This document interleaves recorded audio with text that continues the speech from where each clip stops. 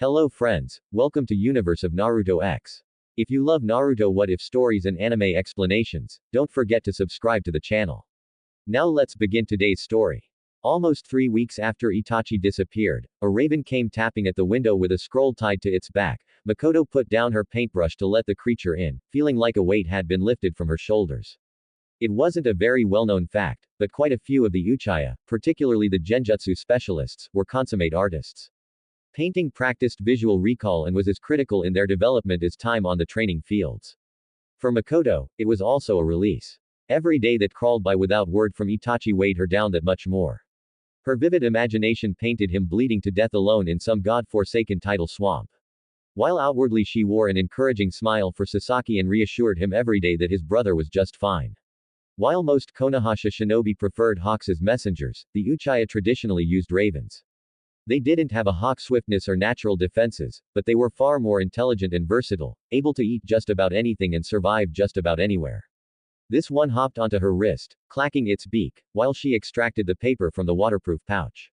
The flap was pasted shut with a seal tag written in blood and probably keyed to Fugaku alone. But there was another scrap of paper wrapped around it that had been cut from the longer scroll, a message to Sasaki. She read it over and folded it up to give to him once he got home from the neighborhood park. Itachi was setting out for home and would be back by sundown tomorrow. His brother would be ecstatic. She went to the kitchen to put together a bowl of scraps for the bird and set it out on the porch. It would return to the clan aviary when it had eaten. The scroll she slipped in her apron pocket and went to find her husband. He was in his study doing paperwork at a low writing desk. He narrowed his eyes at her interruption.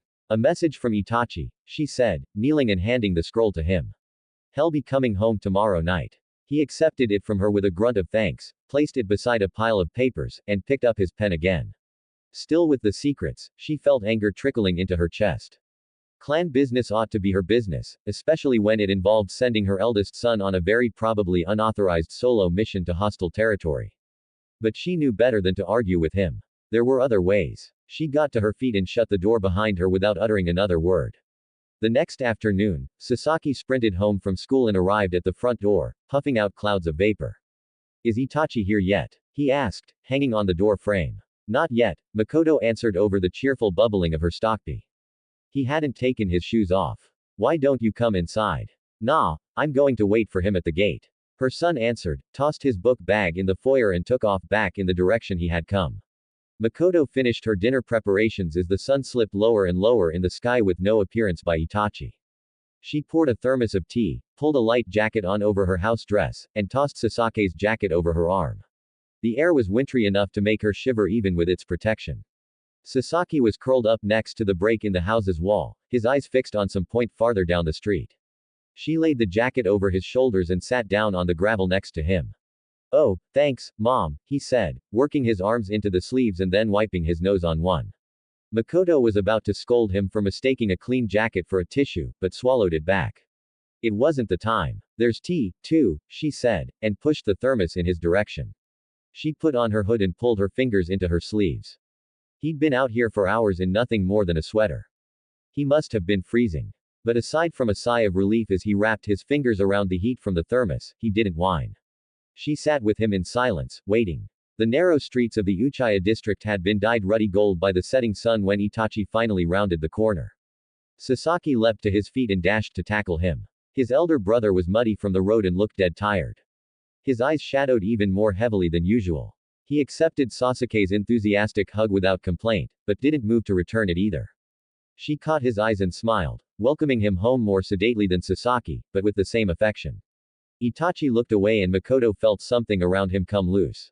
Nothing in his stance or expression changed, but the cloak around his chakra slipped for the briefest of moments. She felt a flash of searing anguish that caught her breath in her throat.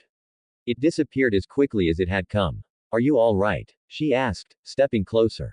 Why wouldn't I be? He asked mildly. Sasaki laughed and poked him in the side. Of course he is. Nobody can touch my big brother now. Come on, I'm hungry. Mom made all the stuff you like, and I got you some dango on the way home from school. They might be sort of squashed now, but I think they're still good. He took Itachi's sleeve in his fingers and pulled him down the path, oblivious to what she had felt. Mikoto collected the empty thermos and followed behind, more troubled than ever. She set dinner on the table while Itachi was in the shower and sent Sasaki to fetch his father. Report cards are coming out soon, Sasaki said when they'd all sat down. I'm going to beat Arame Shino for first place. He's pretty good, he stopped to smirk. But I'm better. If report cards haven't come out yet, how do you know you placed first? Itachi asked. The Ibarame are a talented clan. Sasaki grinned at him. Nar snuck a look at the grade books while I covered for him. Uruka-sensei is new and he doesn't put a seal on the desk drawer like Mizuki-sensei, and so Nar can pick the lock whenever he wants. Don't worry, I didn't let him change anything. Mikoto found this rather funny and hid a giggle behind her napkin, but Itachi's face darkened. What? Sasaki said defensively. I didn't. And Uruka-sensei is supposed to be a tunin. If he can't keep mission info secret from enemy shinobi, he deserves whatever he gets. You're friends with Uzumaki Naruto? Itachi asked sharply. Sasaki looked confused and a little hurt at the interrogation. Yeah, I guess he can be pretty stupid sometimes, but he's the only one in my grade that isn't afraid to spar with me. We trained together after school a lot. You never met him because you've been gone so much. He's a bit of a troublemaker at school. It's true, but he usually behaves himself here, Mikoto said, springing in to smooth out this unexpected wrinkle. I think you'd like him. Perhaps, Itachi said coldly, his eyes flickering to his father. The rumors about the boy's misbehavior are exaggerated, Fugaku said with finality. Your mother almost considers him part of the family, and I would agree. He hasn't one of his own anymore, so why not the Uchiha? Itachi didn't answer him. Try as she might, Mikoto couldn't warm the atmosphere around the table. After that, what should have been a pleasant reunion was a meal eaten in the awkward silences between her and Sasake's abortive attempts at conversation. Itachi barely ate anything from the feast she prepared for him and excused himself soon after. Fugaku followed, looking annoyed. They disappeared into the garden, and as the door shut, she heard Itachi almost snarl something that sounded like, I thought you were going to leave him out of this. The thrumming of angry conversation cut off abruptly after that. In mid-sentence, one of them had activated a sound suppression jutsu to bolster the scanty privacy offered by the old-fashioned screens. Mikoto left them and went to attend to the dinner dishes. There would be no information to be gleaned by hovering at the door. She went after the cook pots with a ferocity she couldn't display to the real object of her consternation. Fugaku shows the gentry kindness when he has no reason to do so. A shinobi whose compassion was pressed out of him long ago if any had existed at all. Itachi withdraws it when he has no reason to do so. Even though his harsh words sting the person he cares for most in the world. Itachi was only sharp with Sasaki to spare him from some even greater pain or disappointment in the future. For whatever reason, he considered Naruto dangerous. Did Itachi fear him and what he represented as much as she once did? He had been only 7 when the Kyuubi attacked and was barely even a genin.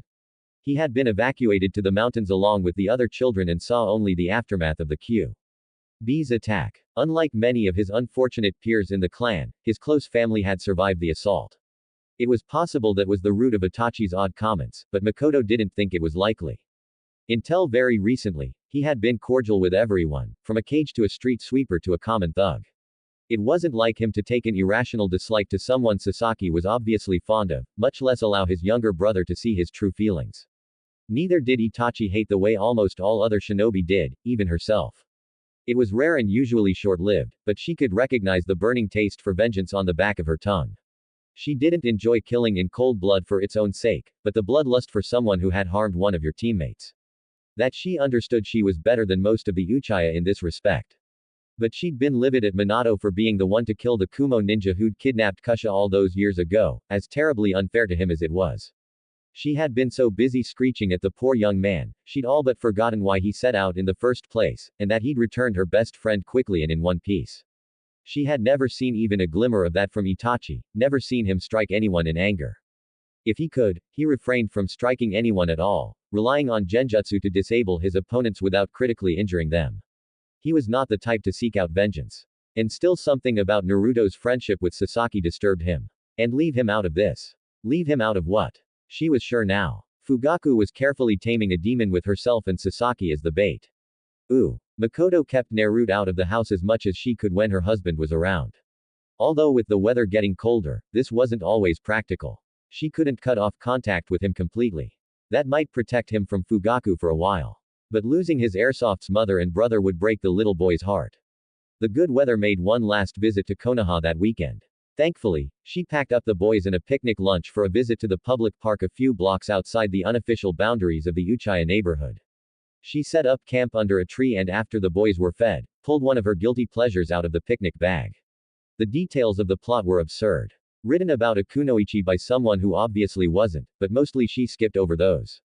At least that much more explicit male equivalent of the series was written by a man who knew which end of a kunai to pick up and was damn good at throwing them, too.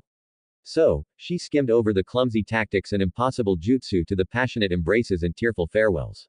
Romance was something she'd never experienced. It was probably why she found the awful novels so fascinating. Her marriage with Fugaku had been arranged and neither party had been enthusiastic about it. He was 7 years older and already obsessed with his work at the police headquarters. He was more concerned about producing a male heir than the fun that could be had in the production itself. Her old teammate Desiro had spoiled her for that sort of thing, but she couldn't call that romance either. They were too young and awkward, still too unsure in their own growing bodies to figure out how they were supposed to fit together. The furtive makeout sessions in dank caves or against tree trunks were always more panicked than passionate. It didn't help that Kasha had a bizarre knack for walking in on them as soon as Desiro had gotten his pants too far down to pull up nonchalantly, and her shrieks invariably summoned Tsukumo, thoroughly mortifying everyone involved. So, romance novels it was. She flipped to one of the less painful parts, half watching the boys over the cover of the book. Sasaki was practicing the hand signs for some kaiden techniques he didn't yet have the focus to perform properly and was puffing out little spurts of steamy air like a tea kettle, much to Naruto's amusement. Itachi had succeeded in his first enjutsu at 5, but she wasn't going to tell Sasaki that he got enough from the rest of the family. He did his best, and it was cruel to ask any more of him. Naruto certainly wasn't helping. He would sidle behind Sasaki when his eyes were closed and he was trying to draw on his chakra, then make faces at the back of his head or pick his nose and try to wipe it on the clan emblem sewn to the back of Sasuke's shirt. He didn't have much luck, but he was Uzumaki Naruto and that meant he never gave up. Sasaki growled and grabbed Naruto's hand after yet another attempt, squeezing hard on the sensitive point between his thumb and first finger. The blonde boy squealed as intended. "Will you cut that out?" Sasaki snapped. "That hurts. Let me go." Nar yelled. "Only if you promise to go train on the other side of the swing set," Sasaki ordered. "Ouch, ouch, ouch. Promise." Sasaki released him, sniffed, and went back to his practice. Naruto shuffled over to his designated area and began training, doing things with his fingers that only vaguely resembled the gestures Mikoto knew. Sasaki glanced at him out of the corner of his eye and crossed his arms over his chest. "You don't even know your hand signs. Don't you pay any attention in class at all? Class is boring and Mizuki-sensei doesn't care if I sleep unless I'm snoring real loud." Sasaki snorted. "You're going to be the worst Hokage ever." "You take that back," Naruto said, stiffening. "Not until you figure out your hand signs. Seriously, how do you think you're going to learn any cool jutsu without knowing the signs in the chain?" Nar didn't have a good answer for that, so he just glared and tightened his fists. "Fine, if you're so amazing, you do them all." Sasaki raised his hands to his chest and performed all 12 with perfect form and near-perfect fluidity, then went back to looking archly superior. "Okay, I was just messing with you before. I know them inside out. Watch," he said, and started stumbling through until Sasaki walked over to his side of the swing set and stopped him after the fourth. "No, no, for monkey, your right hand goes over your left," Sasaki corrected, demonstrating the proper form. "Do them with me." Nar sniffed like such a thing was entirely his idea, but resumed practicing with an eye on Sasuke's hands. "Yeah, dog is left over, right. Ram is left over, right. This one is dragon, bird, boar, snake, hare, rat. That's not a hand sign." Nar dropped his hands out of the very, very rude gesture they had been executing and doubled over with laughter. Sasaki cuffed him on the back of the head. Naruto yelled and rubbed at it. "Jerk," he snapped, straightening. "Looser." Sasaki countered immediately. "You know what, Sasaki? Your head looks like a duck's butt." He smoothed down the unruly spikes self-consciously, "and your breath smells like a dumpster. Does, too." And then the tiny fist started to fly. Mikoto considered breaking it up and then decided against it. Shinobi families usually took a very hands-off approach to such squabbles, provided there were no bladed weapons or assassination techniques involved. Sasaki was too fast for Naruto to land more than a glancing blow, and Naruto too durable for Sasaki to hurt him much, even by accident. She'd grown up in a house with 3 brothers and was conversationally fluent in the language of young boys. Those two had practically declared themselves best friends for life, and she wasn't about to split up their celebratory fisticuffs.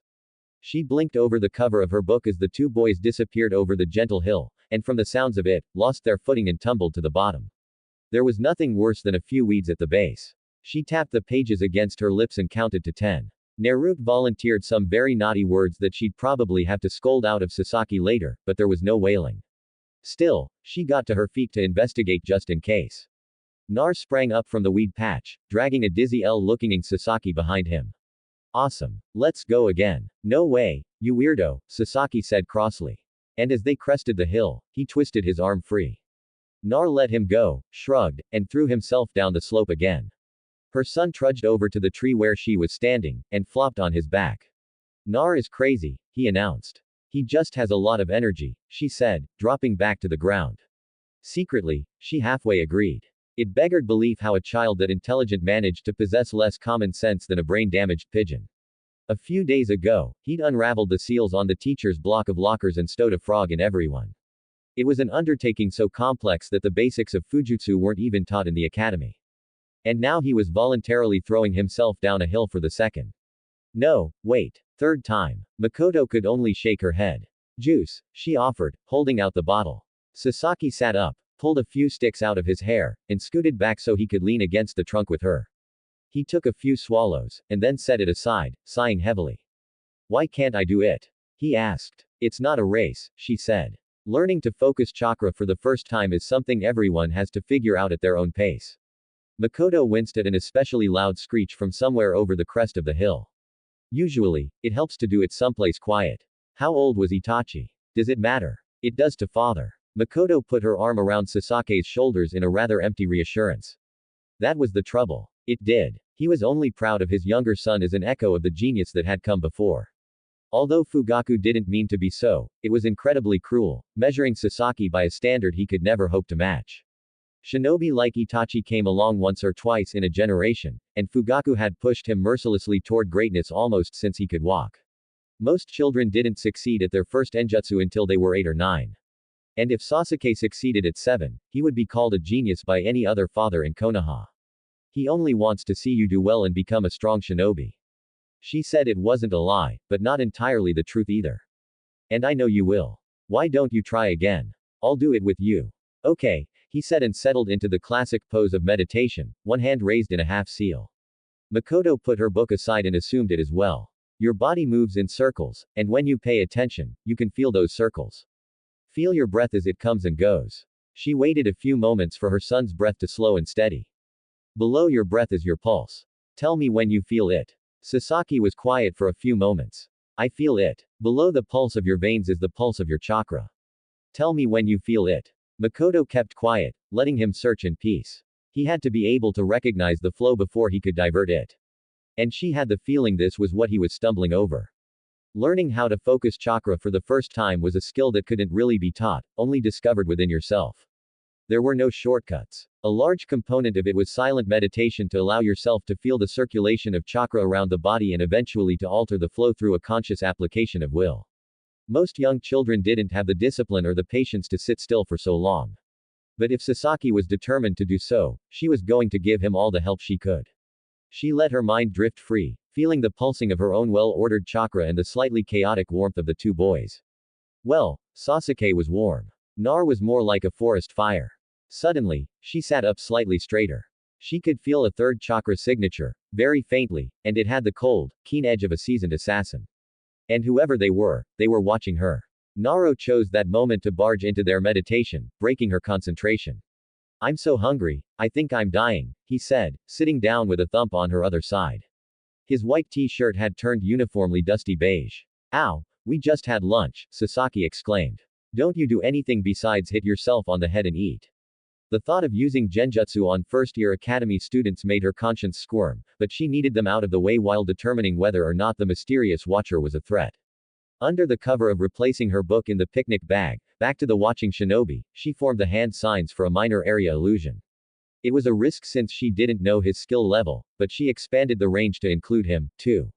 The Sharingan could pierce visual illusions with ease, but she didn't know of any technique that could detect auditory genjutsu as easily. If the kids heard something he didn't, he might realize she was trying to get rid of them before confronting him. Aren't you lucky? I think I hear the ice cream cart, Mikoto said lightly. Their ears perked up as the genjutsu took hold, and the familiar tinkling of bells made their mouths water. She pulled a few ryo out of her pocket and handed some to each boy. Think you can catch it? Yeah, they yelled in unison and sprinted away in the direction opposite the presence she felt. It didn't move. Families with powerful dojutsu like hers were occasionally the victims of kidnapping attempts, so even in her retirement, Mikoto didn't go anywhere completely unarmed. Besides her store of copied enjutsu, which was considerable, she kept a concealed holster of sunbon strapped to her calf, the tips coated in a paralytic toxin. She couldn't see anyone in the trees or bushes surrounding the park, but the tickle of their chakra signature against her awareness was unmistakable. By mid-autumn, the cover they provided wasn't that great, which meant she herself was under a visual genjutsu. Breaking it would alert the caster that they had a competent opponent on their hands. But she was an Uchiha. She didn't have to break it to see beneath it. When she judged the boys far enough away, she faded her own illusion into nothingness, as if the cart had turned a corner. Under the concealment of her bangs and long lashes, she activated her sharing. 3. Tomo began to whirl around her newly crimson irises. Keeping her head tilted slightly down, she stretched out on the grass, scanning her surroundings. There he was at 10 o'clock crouched in the boughs of a large maple. The genjutsu was near perfect and would have fooled a shinobi whose sensory abilities were below elite jonin level. Only that whisper of his chakra signature gave him away. She could see the layers of shifting leaves and false sky-like panes of painted glass. And below that, the black cloak and porcelain mask of an Ambu operative. An Ambu operative. What in the hell did one of those want with her? It wasn't Itachi, although he wore a similar canine mask. What she could see of the man was too broad-shouldered and heavily muscled to be her son. There was no one else around, and the area didn't hold anything at all of strategic importance. He was focused too intently on her and the boys for him to be on simple guard duty. Mikoto felt a surge of fear and squelched it. The members of the Black Ops squads were under the direct command of the Hokage and undertook the most dangerous of missions to protect Konoha. The only reason one would be tailing a private citizen was if the Hokage suspected them of treason. She had broken no laws and had nothing to hide. If someone had suspicions of her loyalty to Konoha, they could say so to her face. And if they were here to do her or the boys harm, the toxin on her S-bond was fast-acting and painful. But the pinprick amount delivered by one of the needles wasn't lethal to a healthy adult. She could stick them first and deal with the resulting political fallout later. She collected the used picnic dishes and strolled over to the dumpster on the other side of the park, which was near enough to the ring of trees and bushes she could use them as cover. Her cage Bunchon walked back to the blanket empty-handed, dusting sandwich crumbs from its fingers. The real Mikoto spun a complicated genjutsu around herself that hid the sight, sound, and scent of her approach. In addition to subtly pushing away the attention of watching eyes, she knotted up her dress to keep it out of the way and leapt into the trees, choosing a sturdy branch whose shuddering leaves could be passed off as a gust of wind. Using chakra to stick her hands and feet to the largest trunks and branches, she advanced. The Ambu didn't notice as she crept closer. Looks like she hadn't lost her touch. Her taijutsu had never been more than mediocre by Uchiha standards, but her genjutsu was nothing short of exquisite. More than once, she'd caught the clan elders lightly berating her mother for bearing a daughter with such genius instead of a son. She was only a little bit above and behind the operative. Now she peered around the trunk of the tree, the sunbon clutched between her knuckles. He was a tall and slender man, and around the lip of the cloak she could see tufts of silver. Wait a minute, she thought. If an agent had been sent on an assassination mission with her or the boys as the target, it would be anyone but the man before her. She slipped the inbon needles silently back in their holster and released the genjutsu. If you wanted to see how we were doing, Kakashi-san, she said, you could have walked up and said hello. He jerked a little and whipped his head around as soon as she opened her mouth. A shuriken followed a split second after, commendably fast, but not fast enough to defeat a mastered sharing. She was already twisting her neck out of the way as the blades severed a few strands of her hair and impacted a tree behind her. He paused with his hand outstretched as he registered her familiar face and did not draw another. By Anbu standards, he had been startled halfway out of his skin. Mikoto was astonished by her own success. She hadn't realized she was trying to sneak up on the infamous master of 1,000 jutsu. He must not have considered her worthy of revealing his single sharing. His mistake. They hadn't had much meaningful contact since Obito's funeral, and that had been years ago. The Uchiha subtly shunned Kakashi as an impostor upon his return from the Canopy Bridge, bearing the eye of one of their fallen sons. Young, impressionable, and not entirely conscious of doing due, Mikoto had joined in. She'd never been particularly close to the boy, having a large family and more than enough little cousins and nephews to do over whenever she felt the urge. She also felt a certain loyalty to Obito, who claimed his teammate was the most humorless, arrogant, highbound little prick he'd ever met, and made sure to mention it frequently. Kusha, however, had been smitten with him, as odd of a child as he was, and Tsukumo's death only solidified the bonds of their piecemeal family. She had been an orphan herself, and was, of course, dating his Jonin sensei, and connected on a much deeper level with the grieving boy than Mikoto ever could. Ah. Ha. Ahem. He stuttered, rubbing the back of his head in a show of embarrassment entirely on becoming of Konoha's elite shinobi unit. Mikoto-sama, why were you watching me? I wanted to be sure of some things, he replied evasively, trying to recover some of his dignity. What things? She pressed. Being tailed by an Ambu operative makes me nervous. It's an accusation of mistrust directly from the Hokage. And I want to know what I'm being investigated for. He sighed uncomfortably, like a kid caught sneaking cookies before dinner. I am technically on duty right now, but watching you isn't a mission from the Hokage. It's personal. Although she conceded this may have changed in the intervening years, as far as she knew, Kakashi didn't do personal. Besides those disgusting Ika books he was never seen without, he had no life whatsoever outside of missions. Then something occurred to her. After the disastrous dinner, Itachi hadn't mentioned the unofficial third son she'd inserted into their family, but he didn't have to if his captain was performing the surveillance. This is about Naruto, isn't it? She said it wasn't a question. I need to know your intentions toward the brat are pure. I owe it to Minato-sensei. Mikoto furrowed her brows, feeling deeply insulted. I wouldn't hurt a child. You wouldn't be the first or the second. Look, I need to get back to the boys before they realize that's a bunch and watching them.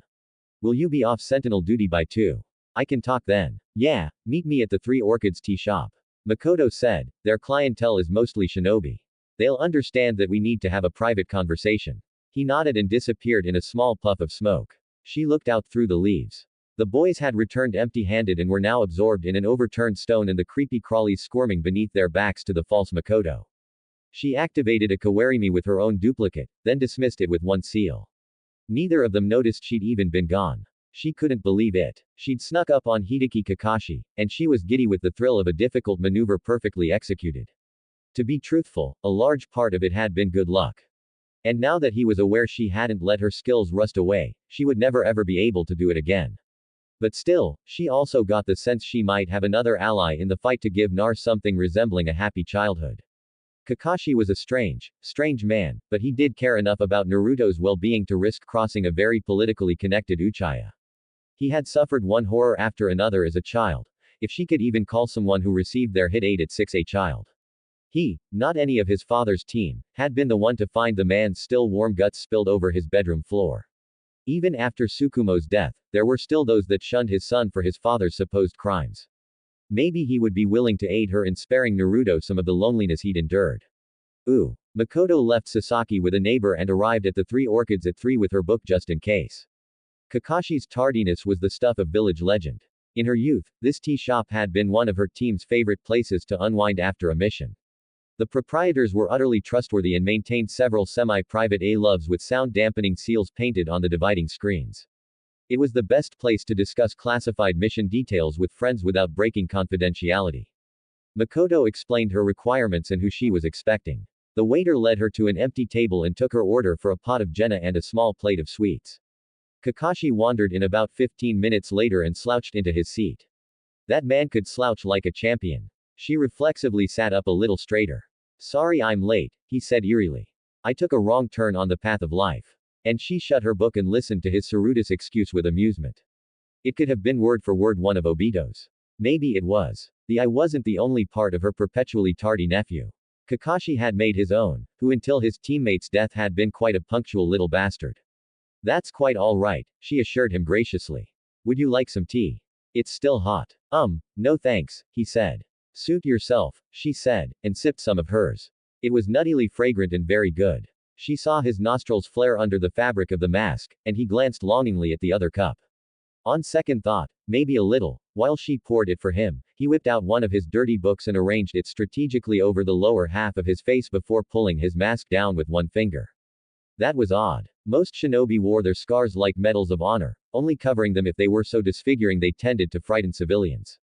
She pushed the cup toward him and raised an eyebrow.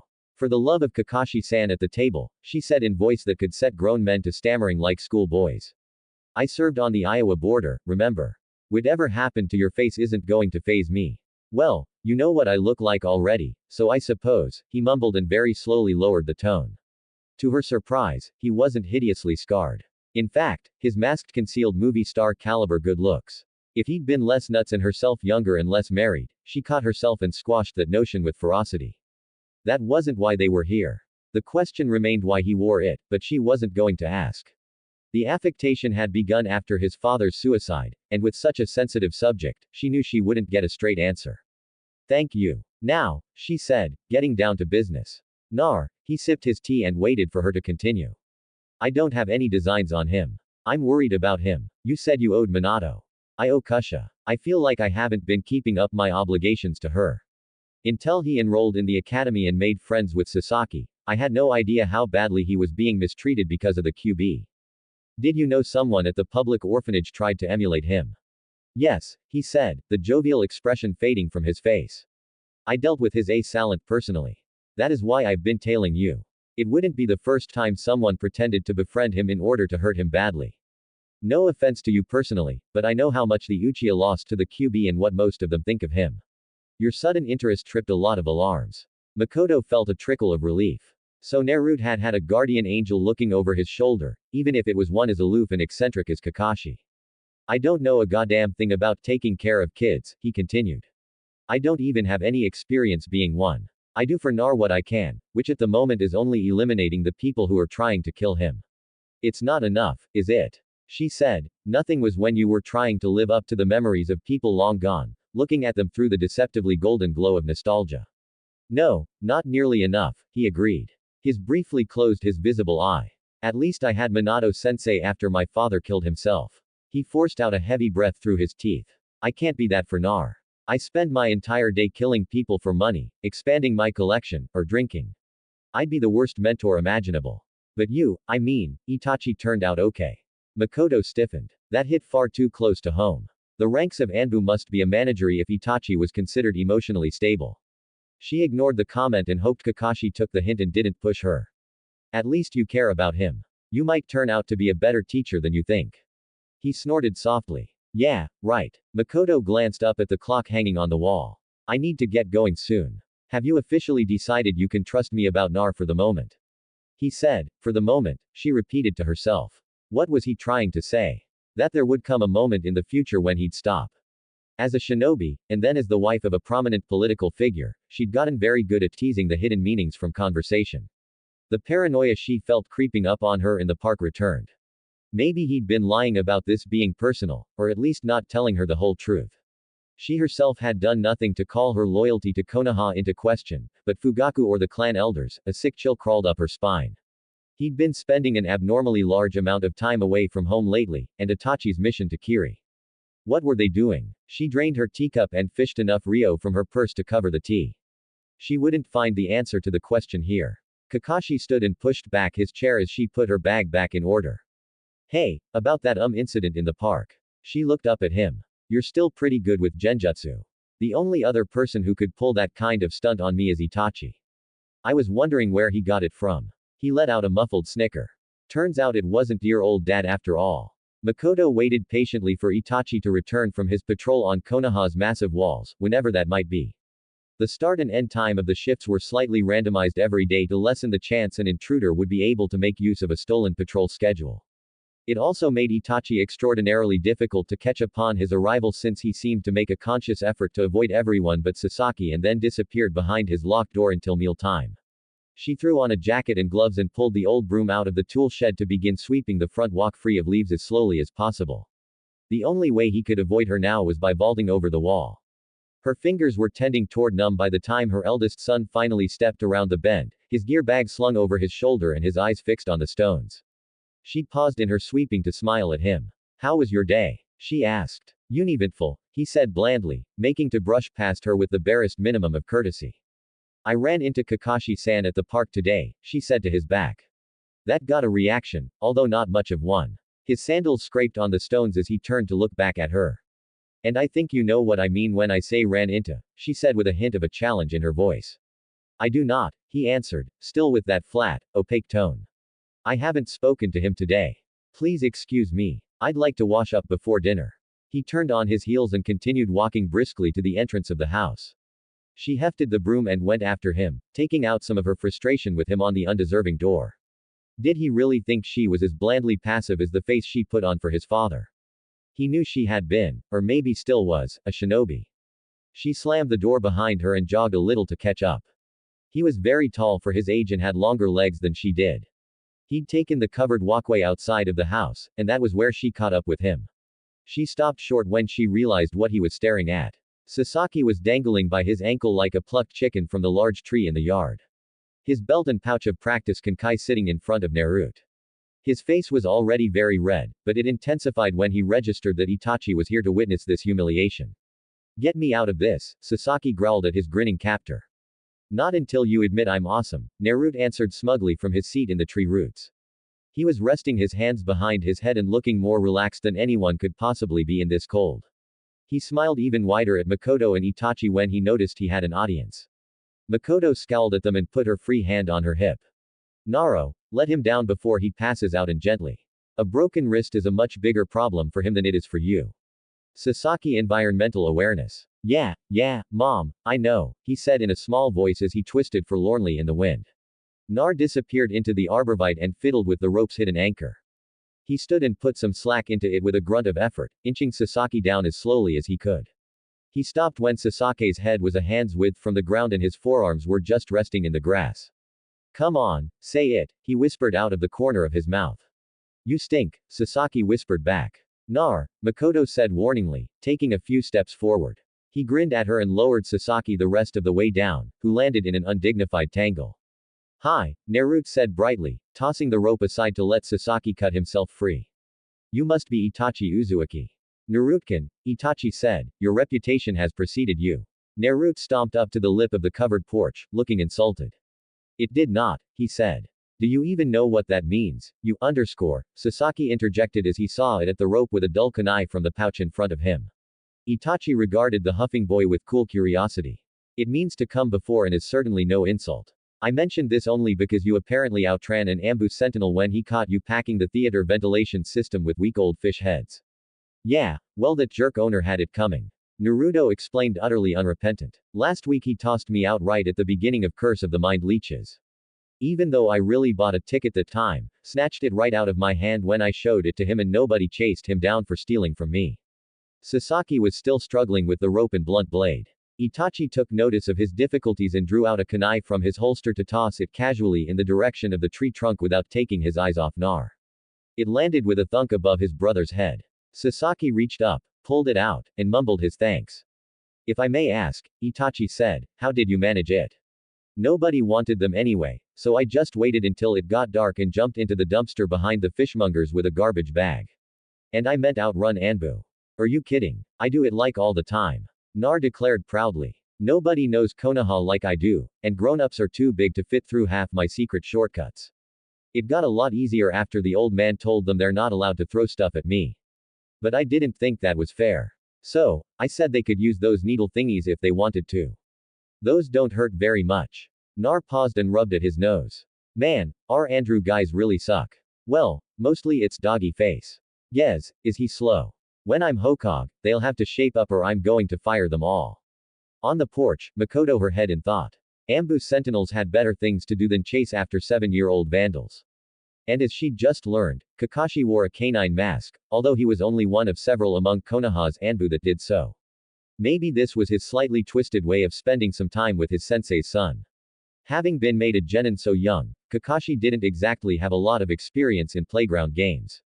But what they were doing could be called tag if you stretch the definition to include bladed weapons and possible prison time. Hound Itachi corrected mildly, confirming Mikoto's supposition.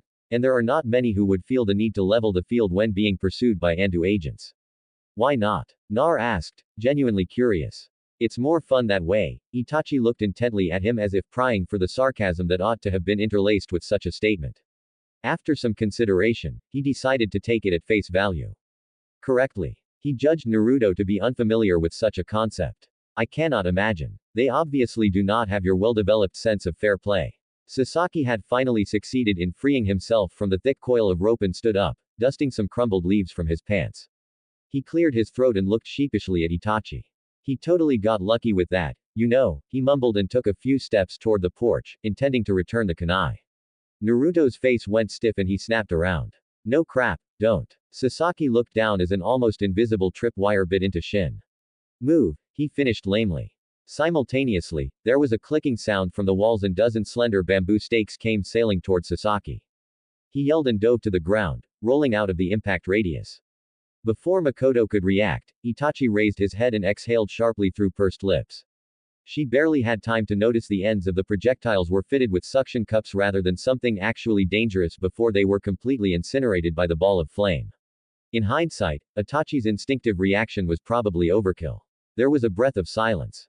That was freaking awesome. Nar shrieked at him as the ashes of his makeshift arrowheads drifted away on the wind. I didn't see you use any hand signs or anything. Sasaki picked himself up off the ground again, very red in the face. That didn't count either, he muttered. Mom told you a million times not to set trip lines in the house. Nar ignored him, all of his attention on Itachi. Sasaki scowled. He wasn't used to being ignored by Nar. Finally, a worthy opponent. Nar said, sliding his feet wide and jabbing his finger in the general direction of Itachi's chest. I challenge you too. I am a jonin. That would be unwise. Right. Your mom doesn't like us sparring all out in the house anyway, Naruto said, favoring the tight-lipped Mikoto with a toothy and somewhat apologetic smile. How about you teach me how to do that instead? Sasaki sniffed and crossed his arms over his chest. Lost cause, he muttered sourly. No, Itachi predictably answered.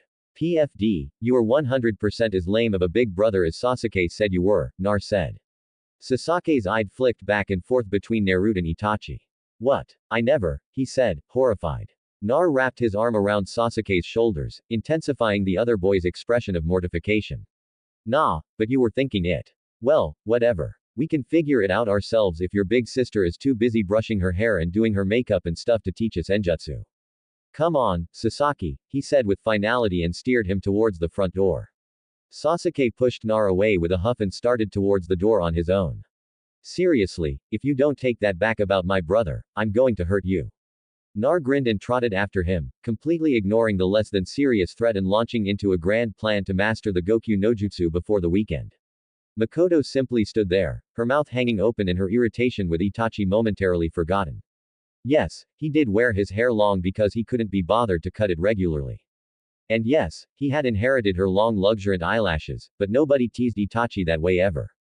The other children had been too terrified of him and his family, much too formal, and even his sensei Shu's brotherly ribbing had tapered off around when Itachi made chunin. All of this had apparently washed over Naruto, who rather like his mother, did not seem to know fear. She glanced over at a curious noise.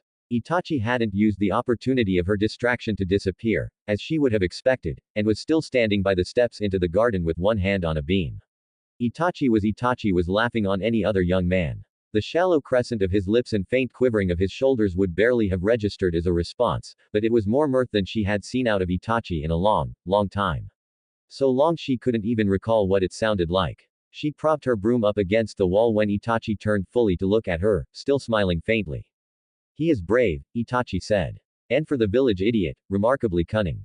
To be honest, I think I would have found it a challenge to evade even an apathetic Andu agent at 7 years old. I'm surprised he lost second place to that Arame in the class rankings. Mikoto folded her arms over her chest, looking at the remnants of the snare trap he'd constructed. It was quite clever, using the cover of the long ornamental grass to conceal the mechanism. He didn't lose anything to the Aburame. She said there wasn't a contest. He's dead last. Itachi's eyebrows elevated slightly. The son of the yellow flash who is skilled enough to evade not only his Tunin teachers but an Ambu sentinel is dead last. Yes. Ah, he said, since I cannot imagine every one of the academy instructors degenerated into a drooling idiot since I attended, I believe I now understand why you've tucked him under your wing. He seems to have potential. You didn't seem so pleased about that the last time Naruto came up in conversation. Mikoto pointed out. Displeased was an understatement. Itachi shrugged. I was misinformed. Rumor was unkind. He doesn't seem to be the sort of monster half of Konoha assumes he is. You can decide that after meeting him once. Mikoto asked. She was getting more confused by the second. Sasaki likes him, he said, and his voice went strangely tight. He ought to have a few good friends outside the clan. She didn't know what he meant by that. A reference to her relationship to Kusha, perhaps. Yes, that was probably it. It was a good thing to form bonds with people that didn't necessarily think and act like you. It was a rather quick reversal, but perhaps what Fugaku had said during their heated discussion the night of Itachi's return had MLified him. Although she couldn't imagine what that might be, Naruto was still as much of a gentry as he had been last week. Unless this didn't really have much to do with a threat Naruto posed, but rather her train of thought was derailed as it suddenly occurred to her where it was the younger boys were probably going. Sasaki had managed his very first jutsu a few days ago, having finally gotten the hang of chakra redirection with her advice. It was a big step from a simple bunch to one of the signature Uchiha fire techniques, but she was afraid Sasaki was precocious enough to manage it. Itachi, would you do me a favor and go with them to the pond just this once? She asked. Sasaki already knows the hand signs inside out, and with Nar urging him on, I'm afraid they might actually make good on that threat to master the Goku. You know, his control isn't very good yet. I'm afraid he could really hurt himself without at least some guidance. What was left of the laughter faded completely. That is traditionally a father-son activity. Forbid him from trying until father is ready to teach him. With Naruto in the mix, forbidding him will do precisely nothing. Please, she implored, you know how much he idolizes you. He might actually pay attention to the precautionary steps if you tell him what they are. Train with him just for today. He's probably asked you every other day since he started at the academy. You could instruct him yourself, could you not? I assume you have enough familiarity with the technique, he added archly. Mikoto sighed. That old frustration was bubbling up again. Why do you do that? She asked. Always push him away. He's starting to think you don't want him to become as great as you are. Then he is correct. Itachi said evenly, making Mikoto draw back in surprise. Perhaps I misread your intentions, but I believed we were of the same mind in this if nothing else. She opened her mouth and rapidly shut it again as the deeper meaning of his words became clear. Despite all the acclaim to which he was accustomed, one thing Itachi had never become was conceited.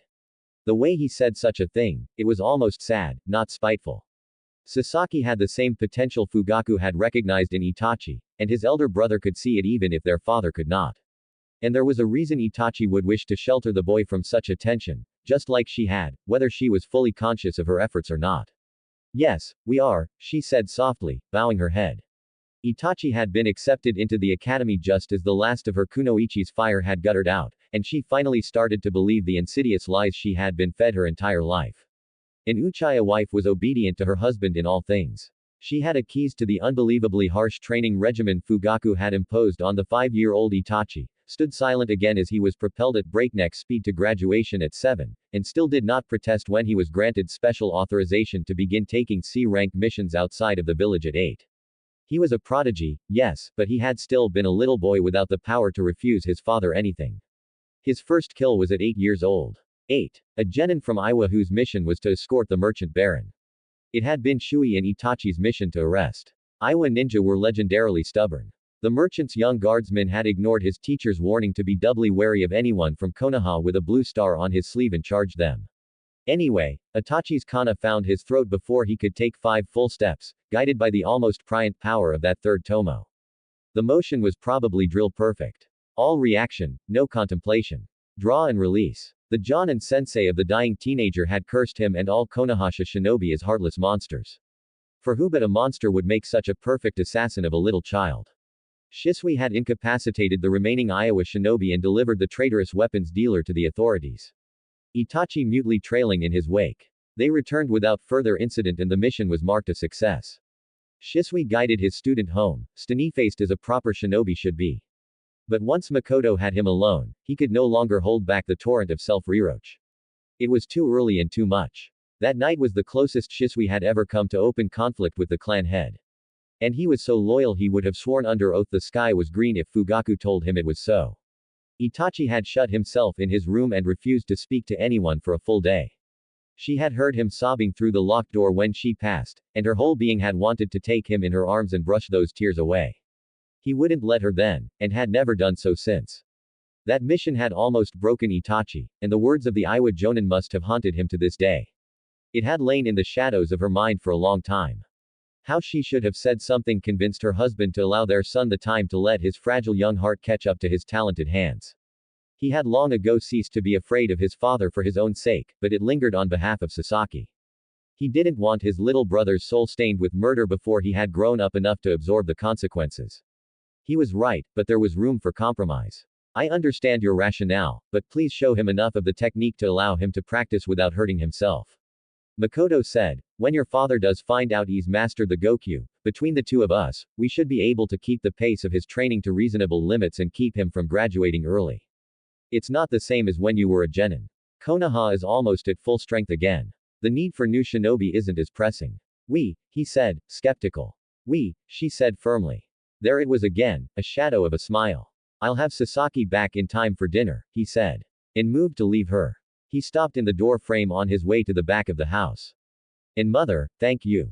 The autumn winds blew into one of Konoha's cool, rainy winters, and there seemed to be more and more black-cloaked figures crouching like gargoyles on the roofs of the Uchiha district. Mikoto had never really thought about it before. A number of Ambu were always on patrol within the village walls, seen and unseen, protecting the peace of Konoha from the threats without while the military police dealt with the threats within. Kakashi's tacit promise that the surveillance on her would cease was not kept. For a censor like herself, it was torment to feel those eyes constantly on her back, the intrusive attention about which she could do nothing. She was not the only one to notice. Ambu operatives could become nearly invisible if they wished, and most Uchiha were not paranoid enough to use the Sharingan when walking their dogs or shopping for groceries. Because Anbu did choose to stalk the clan's rooftops openly, she could only assume it was some kind of intimidation tactic. The gossip of the Uchiha wives turned away from the marital indiscretions and vicarious one-upmanship of academy scores that were their usual fodder to more recent and troubling developments. Some of the clan members not in the police force had started to receive only low priority. Long-term missions completely unsuited to their skills, and their wives were complaining about a significant drop in their income for no good reason. Even the day-to-day police work was suffering, with the Black Ops Division inventing here to unknown bureaucratic delays for processing evidence or even taking over cases entirely when they and the military police ought to have had joint jurisdiction. No one knew what was happening, and they looked to Mikoto for answers. She had none to give, only speculations and empty reassurance. Itachi began making more frequent visits to Kiri, and her son came back looking more haunted every time. Normally so calm, his temper began flaring unpredictably at everyone but Sasaki, closing him off from his family and clan. Invitations from Shui to get a bite to eat between missions were blown off without excuse or explanation. Uchiha Anzu, the beautiful young Chunin who was doing her utmost to land a date with the prickly clan heir, was even more savagely brushed away. Under her stunning looks, she was a very mature and intelligent young woman, recently invited to serve on the personal guard of the daimyo himself. Mikoto liked her quite a bit, and she was reaching out to Itachi in a way nearly all of the shinobi his age were afraid to try. Mikoto found her on the bank of the Uchiha pond in tears after Itachi had finally consented to have some tea with her. He had arrived late, then spent the entirety of the short conversation hinting the skills she'd been selected, for she'd demonstrated not in the arena, but on her knees in the Du's hotel suite. That Itachi was so casually cruel to someone so undeserving didn't even surprise her anymore. The considerate, patient son Mikoto knew and loved was dying. She felt like a stranger in her own home, a stranger in her own village. And then, one stormy night, she learned why. Mikoto shuffled into the room with dainty steps, noting each face with care, despite her downcast eyes. The paintings on the paper screen seemed to dance in the flickering candle light. Konoha was far enough inland that the typhoon thrashing the coastline had lost most of its muscle, but even in its weakened state, had been enough to down several power lines. No one was out save the bare minimum of Ambu sentinels and a few unlucky service crews. Two of the three elders were here. Fugaku's uncle Yuhiro, brother of the previous clan head, and Ozuru, who had served beside him as the previous chief of police. The third cushion was filled by Shui, the son of the third, here in his father's stead, who was in poor health. Mikoto began gracefully pouring tea for four. Itachi was gone on a mission with Kakashi. Behind her look of serene loyalty, her mind was churning furiously. Why call a council when the heir was missing? This was not ordinary clan business or even out of the ordinary clan business. She was not sure exactly what his role was in this mystery, but the fact that Fugaku had entrusted Itachi with the dangerous solo missions to Kiri said that he had played the role of his father's trusted proxy. But something between them had changed since his return from the last one. He was almost as rude to Fugaku as he was to the rest of the clan, although for the most part did as he was told. The air of conspiracy in the room oozed over Mikoto's skin. She had delayed her own investigation into the matter, convincing herself there would be a better way and a better time if only she waited a bit longer. Truthfully, part of her didn't want to know what they were planning. She could ignore the uneasy looks like a dutiful wife was trained to do. She could go back to the kitchen and gossip with her maid, leaving to the men the work of governing the Uchiha. It wasn't her problem, just like Nar hadn't been her problem. Sometimes she suspected she was so keen on doing the little unimportant things herself that she had no time to spare for the big ones. Mikoto retrieved the lacquer tray and bowed deeply to the council members who spared her barely a scrap of attention. A well-behaved wife had the advantage of being invisible. No more worthy of suspicion than a table or a teacup. She patted out and against her better judgment sank to her knees outside the door before sliding it shut. It was within the bounds of expected behavior for an attentive hostess. If he didn't want her to hear, Fugaku would have to tell her explicitly to leave, and that would be an admission of foul play in itself. No such order came. She let her hopes rise the slightest bit. Although they would probably activate a sound suppression jutsu anyway, and all of this would be pointless. The men began murmuring in low voices, but she could catch at least some of the words. If she had been spying on anyone else, she would have cast a subtle suggestion toward them to speak more loudly. With Shiwui in the room, she didn't dare. He was the undisputed master of the hypnotic powers of the Sharingan. Far more skilled than herself, he could twist someone's mind around so skillfully, his victims were not even aware the thoughts echoing in their heads were not their own. Mikoto was subtle, but not subtle enough to try to cast a genjutsu of suggestion on Shui. She forced herself to be as still as possible and strained her ears. They were discussing Itachi and his increasingly erratic behavior over these last few months. He was supposed to be the pipeline to the village, but had been failing in his duties. Information, the currency of the powerful, was not flowing. He's done well establishing the alliance with the Mizukage, said a growly voice she recognized as belonging to Fugaku's uncle. But the speed of the negotiations left something to be desired. The Hokage became suspicious of his multiple requests for leave. Mikoto's hands tightened on the silk of her kimono, so his missions to Kiri had been unauthorized. Ostensibly, Anbu operatives took orders from only one man, the Hokage. They were supposed to be free from political and familial entanglements. That was why it was so rare for a clan as insular as the Uchiha to have a member accepted into their ranks. The Hokage knows the heir of the most powerful clan in Konoha will need time to attend to political matters. Fugaku countered. It isn't unprecedented and I made the terms of his acceptance very clear to Serbi. He is still my son and he has duties to the clan. That is not what I meant. His uncle said crossly. Of course, there are political functions to attend. Serbi knows that. But he has not been nearly as free with his trust as we had hoped. Or he has purposely withheld information from Itachi so as not to burden him with conflicts of interest. There was a significant pause. Perhaps he is unsure of Itachi's ability to split his attentions. Because frankly, so am I. What exactly are you trying to say? Fugaku asked, his voice gone dangerously quiet. That he hasn't split his attention. It's being torn in half, his uncle exclaimed, then continued in a more muffled voice that lost very little of its ferocity. He lives under your roof. Are you oblivious to how unstable he's become? He lashes out at his own kin with the flimsiest of provocations. He publicly disrespects both you and Mikoto. And just yesterday, he used an A-ranked genjutsu on Jiro's son after Itachi falsely assumed he was threatening Sasaki. The boy was 9. He nearly had to be hospitalized. We never should have allowed him to join Anbu, muttered the former chief of police. He was too young. Sarobi has filled his head with half-truths and senju nonsense. He is at war with himself and those battles are taking their toll. A teacup hit the table with force and she could hear liquid slosh over the table. No one called for her to come in and clean it up. No son of mine has betrayed us, Fugaku shot back. How could you even suggest such a thing? For all of our sakes, I sincerely hope that is the case, his uncle said. Nevertheless, we cannot put our faith in a boy who has proven himself unreliable.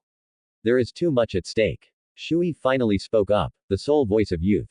His behavior lately is cause for concern, but I don't believe Itachi has betrayed us either, he said firmly. Service in Anbu is mentally taxing even for grown men. Give him some time. We can afford a brief delay. If he would only speak to me, I'm sure I could. Are you confident you could reach him? Yuhiro asked completely confident. The silence went on too long. I thought so. Yuhiro said, I realize the bond of student and teacher is strong, but you must not allow it to cloud your vision. I do not know if he is reporting on our activities to the Hokage or simply being obstructive, but we cannot take the risk of him betraying our cause. He must be watched, and as his closest friend, you are in the best position to do so. He may find his way again, and I can only hope that he does. But if that is not the case, I trust you are capable of doing what must be done. A sharp intake of breath from Fugaku. If it will lay your fears to rest, very well, Shui, he ordered, monitor his activities while he is within the village walls, who he speaks to, and where he goes. If anything is suspicious, I want you to relay that information directly to me. I understand, Shui said, subdued. I'll do my best to convince him to rejoin us wholeheartedly. He's always looked up to me and my words might still have some weight with him. If I can't know that my loyalties are only to the Uchiha. Your father would be proud of you, Yuhiro said. Your devotion to the clan is unimpeachable. Thank you, sir. Shui murmured, although the compliment seemed to sting him a little. What the Senju have done to us is unconscionable. With your guidance, I will lead Konoha into a new era and finally realize what Mater-sama began. He paused and said with some sadness, although I would hope to do so with Itachi at my side. It would be only fitting for two brothers in spirit if not in blood to lead the clan again. Fugaku agreed. Mikoto almost stopped breathing. Ma-sama. Officially, the Uchiha held Ma in contempt as a traitor, a disgrace, a black mark on the history of Konoha. But behind closed doors, the shame the council felt wasn't because Moa had challenged the Shodai. It was because he challenged the Shoai and lost. When the clan had been assembled and the vote taken a century ago, the Uchiha were bitterly weary. They craved a home, any home, even with the Senju as their neighbors. After so long at war, their children had no place to play and their elders no place to rest their tired bones. Moa had possessed all the power in the world and had no need for such comforts. Despite what he delusionally believed, there had been no trickery or coercion involved in the collective decision to select Senju Hashiyama as the Shodai. There hadn't been any need. Moa was their leader, and he refused to recognize what his clan was crying out for. For that, they turned their backs on him. The majority of the Uchiha recognized Hashiyama's wisdom and the value of his truths. They cast their grudges aside and worked alongside their old enemies to make something greater than the sum of its parts, a real home, and the first of the hidden villages was born. Time had dulled the sharp prick of that wisdom, it seemed. The old hawks were restless, but why would this surface now of all times? Under the second reign of the Sandaime, Konoha was peaceful and prosperous. They were arguably the strongest of the 5 greater villages. The QB was no longer a threat, and the strange treatment of the Uchiha had only begun after Itachi contacted the Mizukage. So, this plan must have had deeper roots. She was missing pieces, critical pieces. But there was no mistaking what she did here. Fugaku was planning to install Shui as the god Hokage under explicit control of the Uchiha clan council. To do that, he would need to get rid of Surbi Hiruzen and his current council of Konoha. Such canny shinobi could only be overcome quickly if they were taken unawares, and for that they would need an agent on the inside to drive the blade in when the time was right. No wonder Itachi was being driven mad. For the first time in his life, he was part of a team of his peers that judged him only on who he was, not what he was. Inu looked past age, gender, rank, and clan. Merit was everything. They took the most perilous of missions and had to place absolute trust in their companions to succeed. When wearing his mask, when he was the wolf, Itachi had no legacy to uphold. He was simply part of the team. Even when he was Uchiha Itachi, Kakashi seemed to genuinely like him on a personal level, perhaps seeing both a kindred spirit and a chance to redeem the bond he'd lost along with Obito. The fondness seemed to be mutual, and as much as Itachi was willing to express such a sentiment, until his first mission to Kiri, he'd spent a great deal of time in his captain's company. And now, Itachi was being asked to violate that trust in the most repugnant way possible. The conversation of the elders turned away from the coup, but she stayed there as if frozen. The candles burned down, and the rain beating against the shingles faded to a quiet drumming, then to nothing. She sat in the darkness until she heard the crackling of arthritic knees and rose. One by one, the council filed out past her bowed head. She left the tea things for the morning and retreated to the bedroom, stowing away the formal kimono in a daze and donning her nightgown in its place. Her elderly cat stalked over to her place by the window, twining its bony body around her ankles until she lifted it into her lap. She stroked it absently until it thrummed with contentment. So many things settled into place. All of them weights in Mikoto's heart. Above all, she felt betrayed. She had been a shinobi, a jonin, a leader. She still was. Perhaps Fugaku trusted her to keep silent, but not enough to ask for her counsel before entangling her family in treason. He thought she was nothing, powerless, that as soon as he'd gotten her pregnant, all the training and experience had somehow evaporated. Perhaps 6 months ago, she would have accepted his judgment. But not now. Once she'd gotten a taste of authority again and realized how much she savored it beneath the betrayal, she was blindingly angry. He didn't want to do it, but all of them had left that room with the understanding that Itachi was to be eliminated if he compromised their plots. Mikoto would do anything to keep her children safe. It was torture enough to see Itachi leave on his missions, not knowing if he would come back. To know that his own father might be just as much of a threat to his life was more than she could bear. And the thought of Shiwi so calmly accepting this, it was obscene. Until today, she had been extremely fond of the young man. Shui had been a frequent guest at family dinners, and when he called her Mikoto Obasan, he meant it. Although she wasn't technically his aunt. Years ago, Itachi used to trail after the older boy like a lost gosling, begging to learn just one more shuriken jutsu in exactly the manner Sasaki now did for him. When he graduated from the academy at 7, it was Shui that was selected as his sensei, tutoring him exclusively. He made John fairly young himself, and even after Itachi no longer required a teacher's watchful eyes, they remained as close as the brothers to which her husband had alluded. Until her son had joined Anbu, he had no one else she could describe as a friend. The children his age regarded him with awe and no little fear, and the adults of equal rank couldn't bring themselves to socialize with a boy whose voice had yet to change. The cat started and made a judicious leap off her lap when it heard Fugaku coming up the stairs. Mikoto stayed where she was and swallowed back as much of her anger as she could. Her husband stopped behind her, leaning against the wall, his arms crossed over his chest. "You're upset with me," he said. Fugaku had a gift for understatement. "Why didn't you tell me?" she whispered fiercely. "Would you really order Shui, too?" He straightened and took a step nearer, sweeping away a few locks of hair falling over her collarbone. "Itachi is no traitor. You know this as well as I do," he said, failing to answer the question. Maybe it was because he himself didn't know the answer. But that meant he was considering it, considering whether Itachi's life was worth trading for a chance at vengeance. "And I kept the plan secret until now, only to protect you," he said, placing his hands on her bare shoulders. "Why else? You know I trust you. No one else has been told outside of the clan council.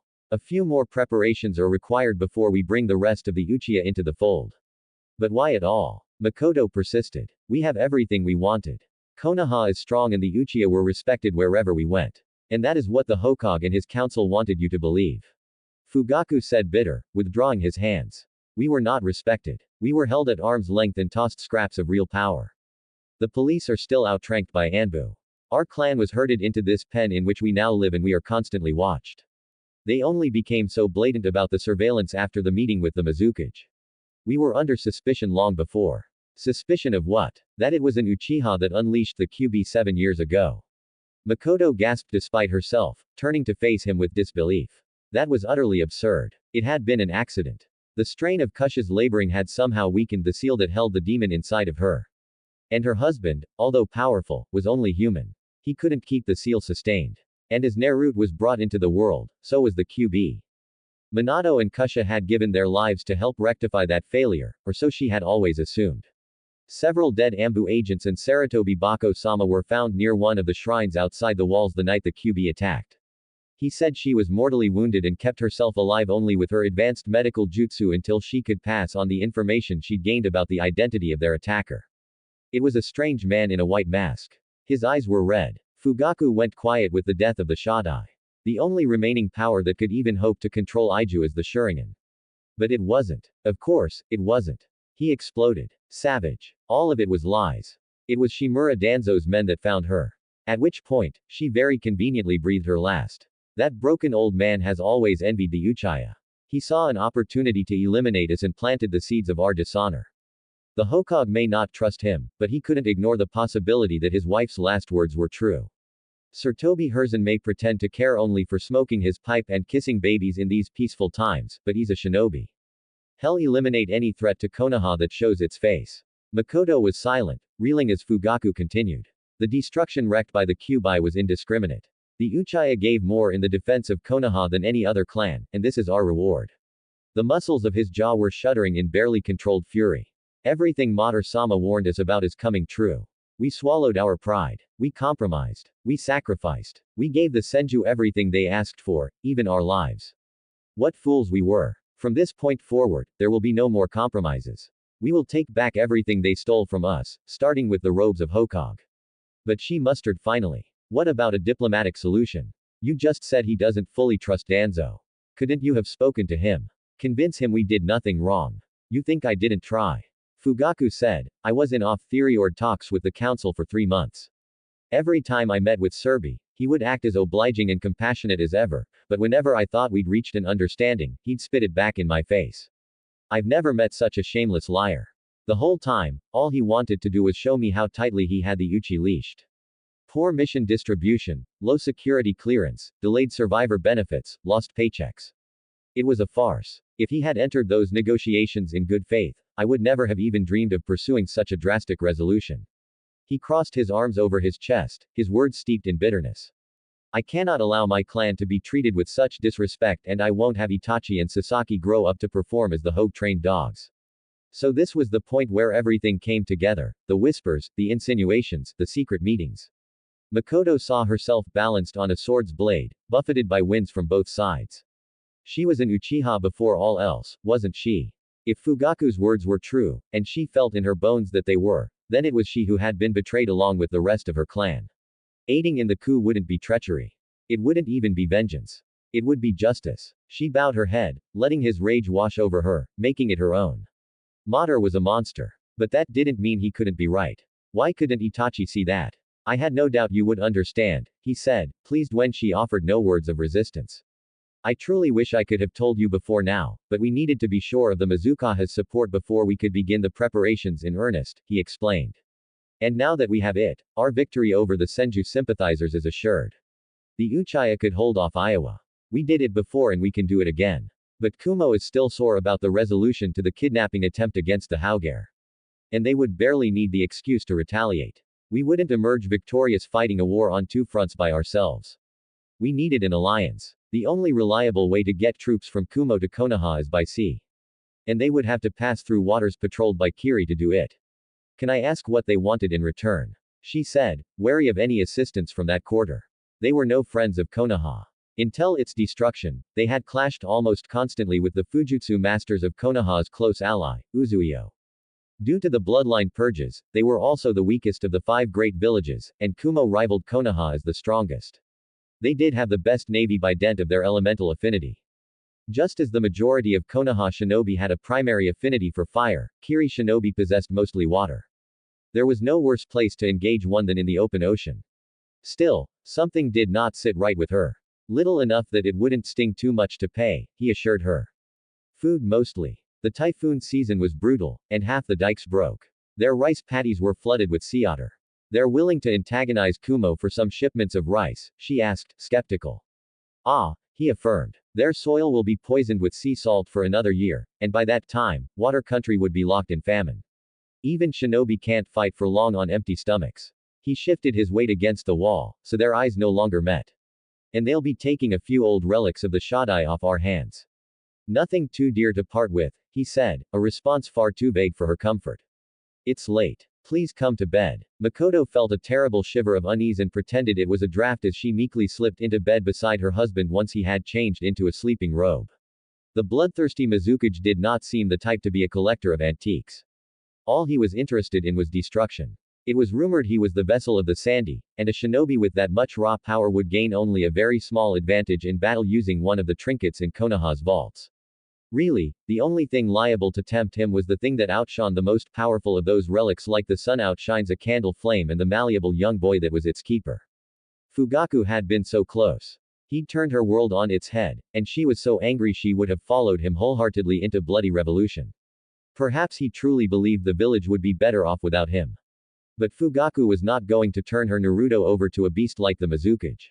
The thought abruptly cooled her anger towards Saruto Hiruzen and let her take hold of her reason again. Mikoto had built her very successful career as a shinobi on manipulating the expectations of others, and her nose for deceit was as fine as they come. Despite what Fugaku believed, she could not completely accept that the Senju had reneged on their bargain.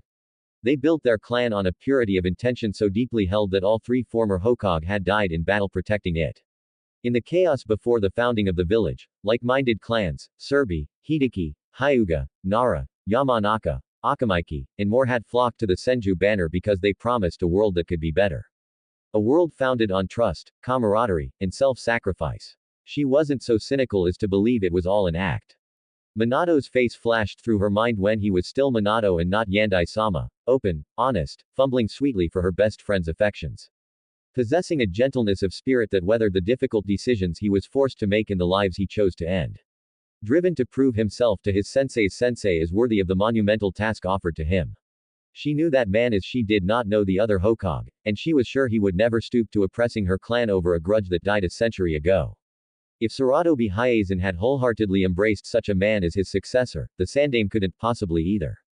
The Uchiha Council had gotten it completely wrong, the Hokage wasn't their enemy. If anything, the Uchiha should have been his allies against Danzo, who envied their powers and his robes of office. He was a ruthless, underhanded warmonger to a degree that would have made Moa proud. All of those petty annoyances the Uchiha suffered could easily have been orchestrated without the Hoga's consent or knowledge. In fact, it was the perfect plan. The Hokage would take the blame while the real perpetrator used him as a shield, emerging from the debacle with all of his goals met and not a smudge on him.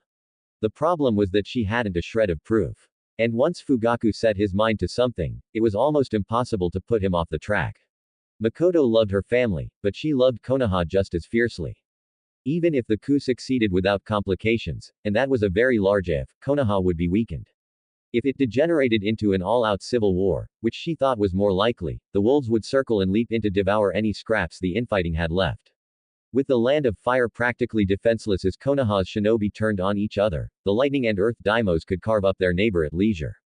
Even with Kiri's aid, Konoha would be destroyed as utterly in the Fourth Great War as Usuzuyo had been in the Third. If she chose her clan, she might be forced to turn her blades against her last surviving teammate. Her students, her sensei's son, maybe her own son, and still her home would probably fall. All for lies and vengeance. That retribution was more important to Fugaku than his firstborn, whom he had trained so carefully and praised so highly. That was the great flaw of the Uchiha. She had struggled with her desire for vengeance against the Kubian Wan. And now she couldn't even imagine how empty her life would have been without Naruto in it. Fugaku had given in. Under all of his pretensions, he was weaker than she, too much of a coward to refuse to sacrifice her son's life. She was so frustrated she thought she might lose her mind. An Uchiha wife was supposed to accept her powerlessness and wear her obedience with the same grace as her embroidered silks.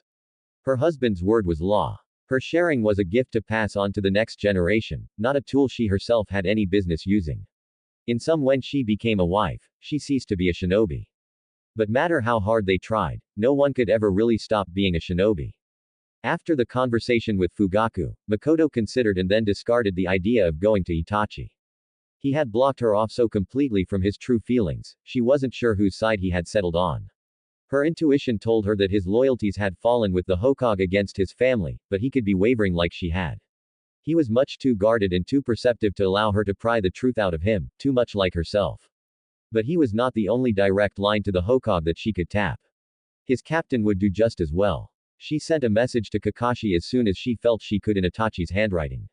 The forgery may or may not have been able to fool him, but it would cushion her from suspicions on the Uchiha side and piqued Kakashi's interest regardless. She had gone to meet with him once already over the question of Nar. If she had been observed, it could be passed off as a coincidence. She had no legitimate reason to be meeting the Hoga's own hound for a friendly cup of tea a second time. She would have to go in disguise to avoid suspicion, and there would be nothing out of the ordinary about a young John and meeting his captain to discuss some minor mission details. Although she had no idea what he was doing since it was classified, she had a general sense of Itachi's mission schedule. It was enough to write a vague yet passable note to Kakashi about his team's next assignment and request a meeting. She had completed such infiltration missions in enemy territory before using a combination of her superb acting skills and a cloak of genjutsu. She'd never tried it in her own village, but the principles were the same. As Itachi's mother, she knew his mannerisms inside out, his gait, and his patterns of speech. They were of a similar build, too, since for all of his responsibilities, he was only 13. Itachi had yet to fill out the body of the man he was growing up to be.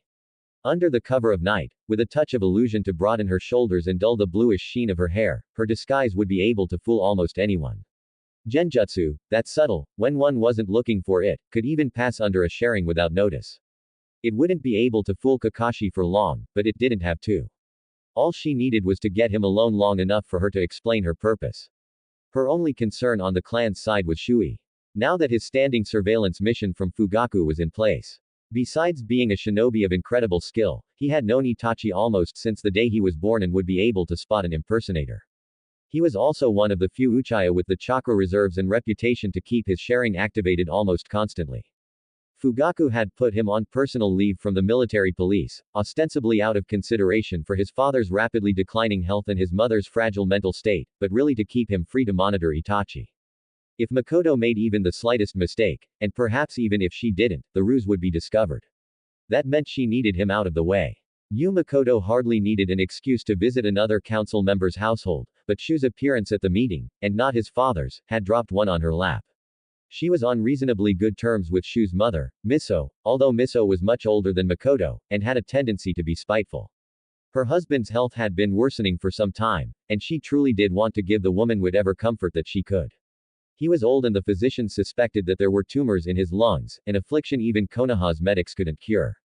The family was, if anything, even more hidebound than hers, and if Fugaku hadn't seen fit to bring Mikoto herself into the fold, it was doubtful Miso was even aware of the coup.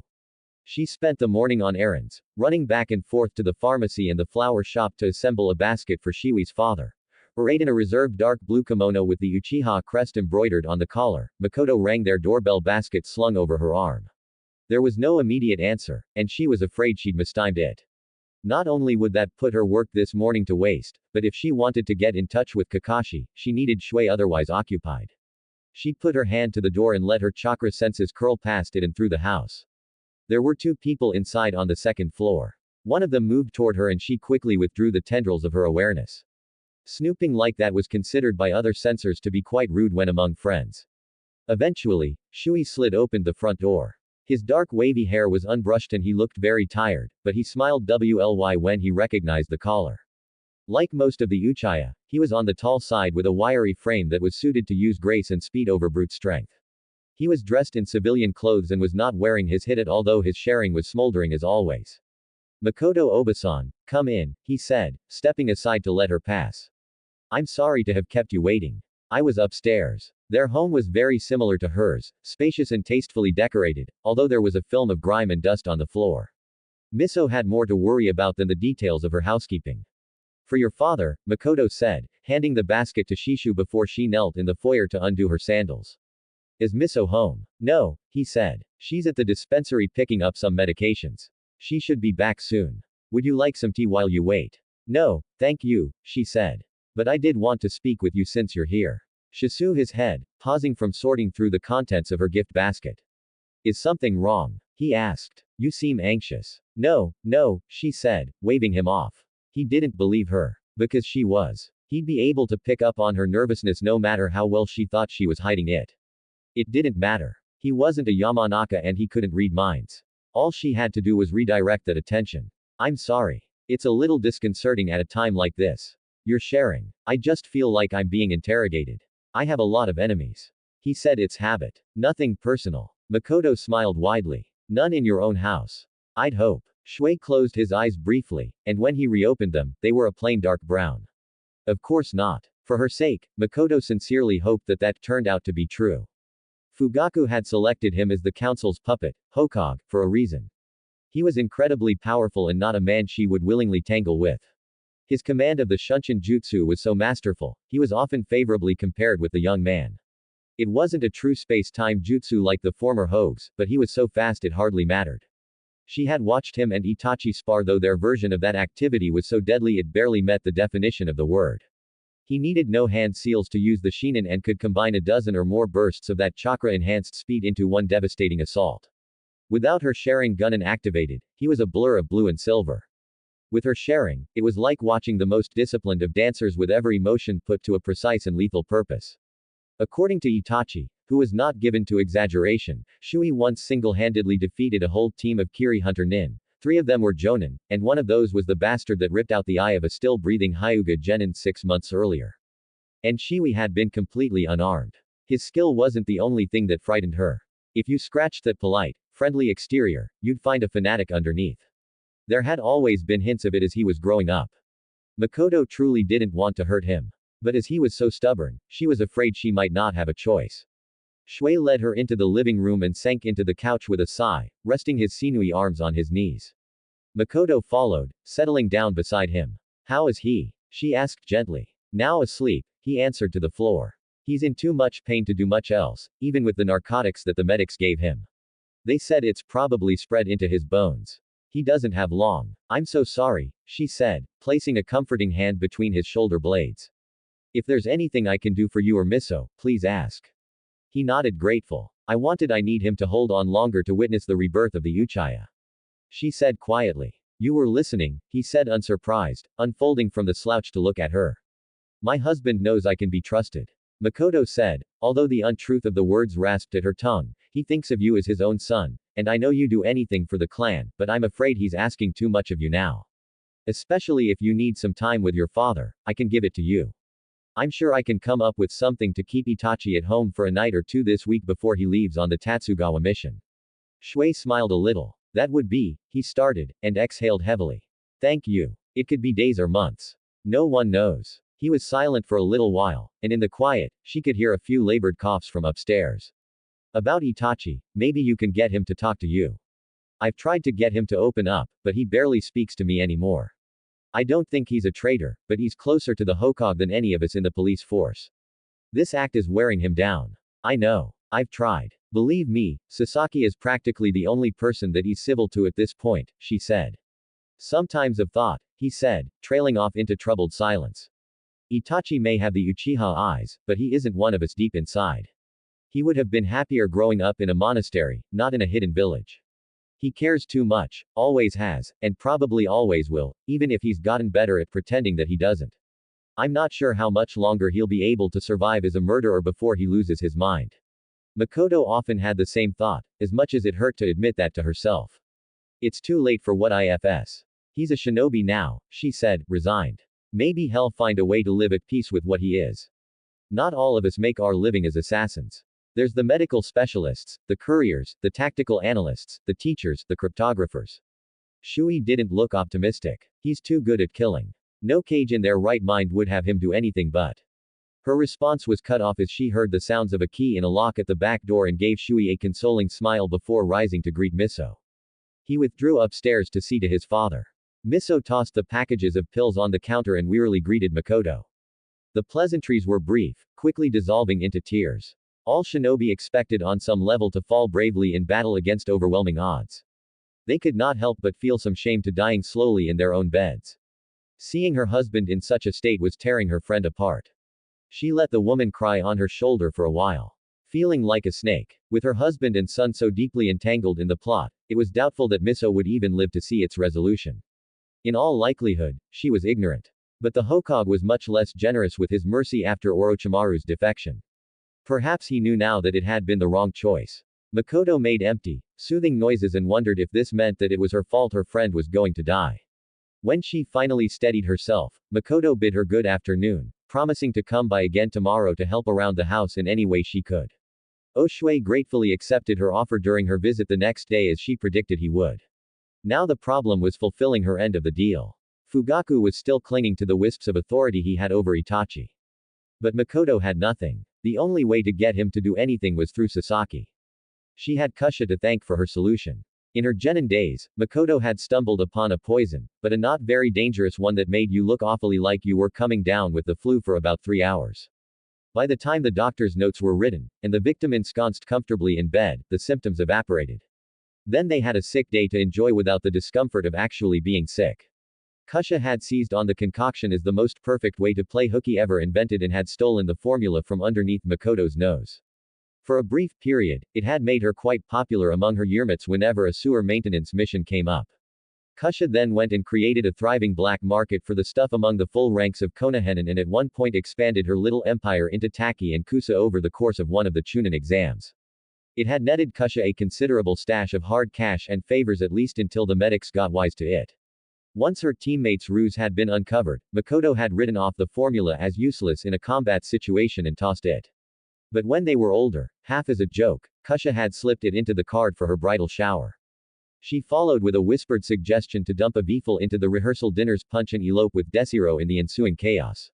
Mikoto kept the card in a shoebox along with a few odds and ends the absent-minded Kusha had left at her house and then never claimed. It was lucky she didn't have the heart to throw them away. All she had to do was put a few drops of the poison in Sasake's lunchbox and arrange it so Itachi was the only one home to care for him. He had been assigned early morning patrols recently from 6 o'clock in the morning to about 3. He was home when Sasaki returned from school.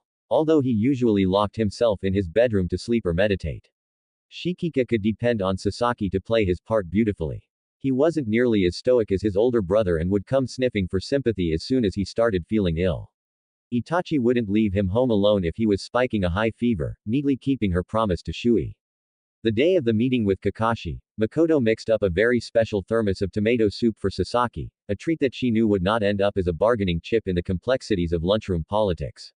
She pulled her Mato along on an impromptu day trip to the nearest onsen to give herself an alibi. They gossiped in the water for a while and after late lunch, Iroh wished her good night, making her way home before it got too dark.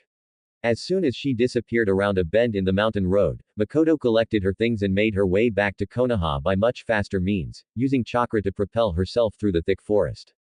She passed through the gates unhindered by the bespelled Chunin guards and left a cage bunchon behind with instructions to enter hours later. The real Mikoto then disappeared into an alley to change hastily into the set of Itachi's clothes that she'd secreted in her bag. The backpack she left hidden in the alley to collect later. Her genjutsu was excellent, but the more of the disguise that was physically real, the less chance it would be seen through. Kakashi was renowned as a master tracker. His sense of smell was probably on par with an Inuzuka, and she couldn't craft the illusion of a scent that she couldn't perceive. A perfect replica of Itachi emerged from the alley and began walking purposefully down the gently curving street that hugged the defensive wall. Kakashi had suggested the meeting place, a dingy shinobi bar that was barely more than a closet. Konoha had a lot of bars. In a hidden village, there were more than enough sorrows to drown. Ooh. The establishment was split into 2 levels with a narrow counter on the first and a few tables up a steep and rickety staircase. The bartender came by Mikoto's table with a flask of sake and 2 cups without being asked. Itachi was or had been until lately a scrupulously courteous person, a quality that she had drummed into his head as a boy. Itachi would wait for Kakashi before pouring himself a drink no matter how late the man was. Mikoto settled in for a wait in the shadows of the tiny bar. Itachi was apparently a frequent customer here. A few other patrons, all shinobi, nodded in greeting, but didn't try to engage him in conversation. This was probably an ambu hangout and by extension dangerous for outsiders. For the first time, Mikoto was thankful for her son's tacit nature. She didn't know who any of these men were and wouldn't have even been able to speak to them for more than a few minutes without giving herself away. And that could turn out to be lethal. Kakashi arrived only 10 minutes after she did. Yo, he said and slid into his seat. If I've told the barkeep once, I've told him a dozen times. Sake for me, milk for you. Someday the cops are going to bust him for selling to minors. And then where am I going to go for a cheap drink? It was an old joke. Kakashi reached for the flask and poured for both of them without waiting for a response. What did you want to ask me anyway? I thought the plan for the Tatsugawa mission was decided yesterday. You're going in first and Genma and I will keep the general's bodyguards out of your hair. I know, but I reconsidered your entrance vector and thought there might be a better way. Kakashi raised the cup, grunted, and put it down again. You did. That's funny. Since Genma's been on leave for 3 days and has probably so plastered he swallowed that stupid Espan of his by now. His voice never lost his indolent tone as he continued. I've got to admit you make a damn good Itachi. But since you aren't the genuine article, I think you and I should leave now. Keep your hands where I can see them. Drinks are on me. We're going to walk out the back, you first. Then I'm going to incapacitate you and introduce you to my good friends at the Ambu Torture and Interrogation Force. How painful this will be for you depends on how cooperative you're feeling. Enjoy the rest of your evening. That won't be necessary, Mikoto said, rising calmly. I'd also prefer someplace more private to discuss what I came here to tell you. She walked to the back of the bar, Kakashi, following close behind, and pushed open the door leading to the iron fire escape that zigzagged down the back of the building. The moment it shut behind her, her legs and arms went completely numb, and Kakashi caught her as she crumpled, pricking a kunai against her throat in one fluid motion. The speed at which he'd executed the Kaneshibari jutsu was inhuman. We need to talk, she said in her own voice. I came here disguised as Itachi for my own safety, not to trick you. Mikoto, he said incredulously, his arm momentarily tightening on her bound beneath Itachi's borrowed shirt. What the hell is this? He released the invisible bindings on her legs and arms and stepped back, although he did not return his kunai to its holster. He'd pushed his hit level on his forehead, and Obito's sharing flashed in the lantern lights. Still a little unsteady on her feet from the after effects of the technique, she released the hench and stood with a steadying hand on the guardrail. The sharper lines of Itachi's face faded away. Like I said, I need somewhere more private, and I'll explain everything. I cannot be seen speaking to you, she said urgently. My apartment is down the street. That would do, she answered. As an Anbu captain, Kakashi would be a paranoid bastard. It would as secure as anywhere else nearby, and the fewer opportunities that another Uchiha had to see her, the better. No offense, he said, but I'm still not letting you get behind me. And if you try to put me under a genjutsu, I'll knock you out and then hand you over to the T&I with a bow around your neck. Impersonating a known Anbu operative is a capital crime. None taken, she assured him. And I'm fully aware of the penalty. In his position, knowing what he knew, she wouldn't have done any differently. As far as Kakashi was concerned, Mikoto was just as much of an enemy of the Hokage as her husband. Tell me where I'm going, please. He gave her a few directions and waited for her to take the lead. She restored the henge to pass under the attention of any watching eyes. Following his instructions, Mikoto landed on the roof of a brick apartment building at the end of the block and swung down to one of the doors on the third floor.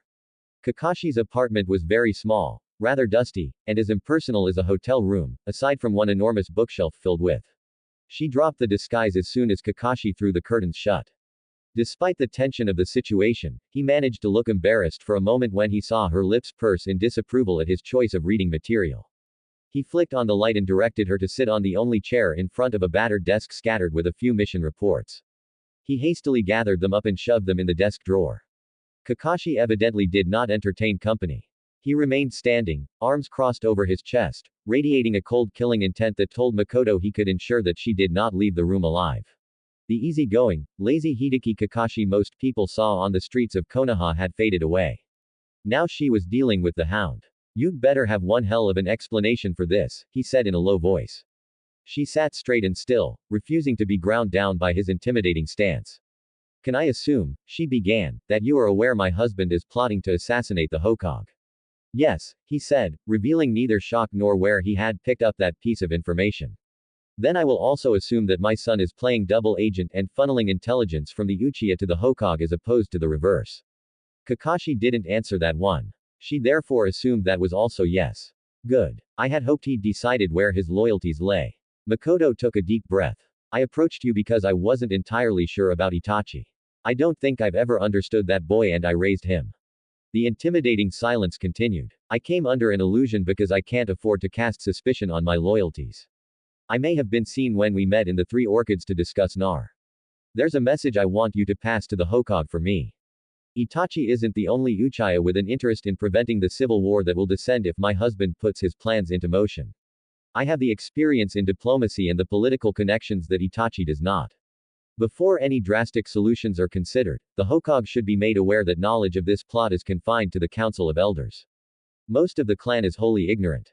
If I can reach them first, I believe I can keep many, if not most, of the lower-ranking family members loyal to Konoha. Individual Uchiha are powerful, but without grassroots support, Fugaku simply won't have the numbers necessary for a coup to succeed. I want to end this without bloodshed. In addition, she continued, husband trusts me in a way he no longer trusts Itachi. The intelligence I can provide will be more comprehensive and of potentially higher quality. Kakashi considered her words. His sharing had been hovering on her as she spoke. She had no doubt he was adept at using it to pick out the minute physical changes that were indicative of someone attempting to lie. The TDD-ness in the air relaxed, and he pulled his hit down over his left eye. Mikoto allowed herself a small sigh of relief. Why would you do this? He asked softly. Betray your own husband. Mikoto felt guilt curl beneath her. Was this betrayal? To cross a man who'd crossed her first. He'd belittled her entire life as a shinobi, threatened to kill her son by blood, and was planning to turn her son by chance over to a psychopath who murdered children for pure sport. It couldn't be called betrayal. But it still felt like it because I'm a jonin of Konoha who knows where their duty lies. Same as you, she said with more heat toward Kakashi than she'd intended. She took a deep breath and let the misdirected anger drain away. I feel as though Kusha entrusted me with something I can't toss away. The coup will destroy what she and Minato gave their lives for. I spent so many years playing at being the obedient wife, pretending the most important things were someone else's problem. I realize now that I'm not helpless. I gave up the power to change things willingly. And now I want to take it back. Mikoto thought she could sense some kind of approval from him. The man whose entire life was shaped by the memories of those he had lost. I'll tell the Hokage what you told me, Kakashi said. He will want to speak to you in person. No written records of this conversation can be made. You'll receive a message detailing when and where you'll be expected. I understand, she said, rising and renewing the illusion of Itachi's appearance. She turned to the door. Mikoto-sama, he added to her back. Thank you. I don't know how he manages it given our job description, but Itachi is still a good kid. I've never met another shinobi more committed to a peaceful Konoha than he is. Kakashi paused and exhaled softly. He would fulfill his obligations to the Hokage, even if he had to rip out his own heart to do it. And I was afraid that's where this situation was headed. The village council has been discussing contingency plans if the talks with your husband break down completely. Her hand tightened on the door handle, and she looked back over her shoulder. What have they decided on? Decided on nothing. So far, he replied. I'm not even supposed to know this, but the Hokage and Homura are both convinced a diplomatic solution is still feasible, and after tonight, I'm inclined to agree. Kaharu-san is still on the fence, and Danzo has been advocating for drastic measures. He fixed her with a piercing stare. The most thorough, most drastic measures, even the children, and by Itachi's hand. A couple of people I've corresponded with, I won't name names, have assumed I am male. I find this sort of hilarious. I'm guessing the confusion is stemming from the fact my story doesn't read like this. Nurad Dabi, I love you even though I professed my complete lack of human empathy, not to mention tried to kill you multiple times. Sasaki-chan said, brushing his raven ebony jet black hair out of his perfect face. An sash is mine if you tell me otherwise. I'm a cut of underscore, his insulting and grammatically incorrect method of address has Naruto sold. Sasaki TM, I realize I love you too, even though I have expressed considerable homophobia at various points throughout the series. Oh, please don't violate me through my anus since I apparently can't defend myself even though I'm a ninja. Nurad whimpered Lee and burst into tears in preparation for impending rapage. Then despite both being virgins and 16 years old, Sashake rams his comically oversized all up in there with no lube. Prostates appear in anatomically impossible places. And somehow it does not hurt like the bejesus. Because having with someone when they say no is a healthy expression of love and not a criminal offense, Sasaki and Naruto move in together. A month later, Naruto starts puking when he wakes up in the morning. Sasaki rushes him Tsunade, who magically has time for this sort of hysterical crap. Although she is reputedly the greatest medical ninja in the world, her impeccable diagnostic skills tell her the logical thing to do is give a 16-year-old boy a pregnancy test. Delivers the good news. And all 500-plus members of the cast cry tears of joy for the expectant parents, including the Kalobi, who somehow made this all possible and coincidentally gave Naruto a pair of adorable little kitten ears. No one addresses how he is supposed to take a underscore over the course of the next 9 months. The end. PPPLLLZ Review. Carrot. And on a vastly more serious note, here is the next chapter of One Small Kindness. Nose babies guaranteed. Trademark. Mikoto could admit to herself that she was terrified. She felt like a mouse hiding between two prowling tomats. One was the Uchiha Council, the known quantity. Her attempts to convince Fugaku the slights against the clan had come from a source besides the Hokage had failed miserably. He'd come to hate the man, but still deeply respected his intelligence and refused to believe someone so wise could have been tricked. The hope for easy resolution wasn't going to happen, and that meant she'd have to go deeper into conspiracy. One slip and the shift in her loyalties could be uncovered, and if it was, they would kill her. Not Fugaku himself. She didn't think he had the will, but his uncle wouldn't have those reservations. He would still remember the young Mikoto, the very literal spitfire and dedicated soldier who had so sorely tested the former clan head's patience. The second was Shimura Danzo, who frightened her precisely because she knew so little about him, save that he seemed to want the Uchiha wiped from the face of the earth. He had retained a position as one of the Hogue advisors for years, even after he retired from his position as the director of Anbu. She didn't think the retirement had been voluntary. It was rumored he'd created his own division within a division, a selection of the most ruthless, emotionless shinobi from within the ranks of the elite force. Their supposed purpose was to complete missions so morally putrid even the casual murderers of Anbu had balked at them. After the Hokage discovered his one-time friend had been so blatantly subverting his authority, the organization had been disbanded on paper, and a great deal of Danzo's official power had been removed. But only his official power. It was analogous to lopping the flower head off a dandelion and hoping the deep roots would wither before they took over the garden the next year. Not at all likely, she suspected he fought the same way she did indirectly and from the shadows. Their most powerful weapons were their intelligence, their information networks, and their ability to pass beneath the notice of powerful men. The problem was that Danzo had been doing it for twice as long as she had, and her primarily female gossip channels didn't extend into whatever pits most of his allies were lurking in. Her sources had the advantage of remaining largely invisible to the male population, but her information network had some serious weaknesses, and she suspected Danzo had his own agent among her clansmen. A little bit of digging had turned up his Genin team roster and the name Uchiha Kagami. The sense of loyalty between members of that first team often lasted a lifetime, transcending barriers of blood or law.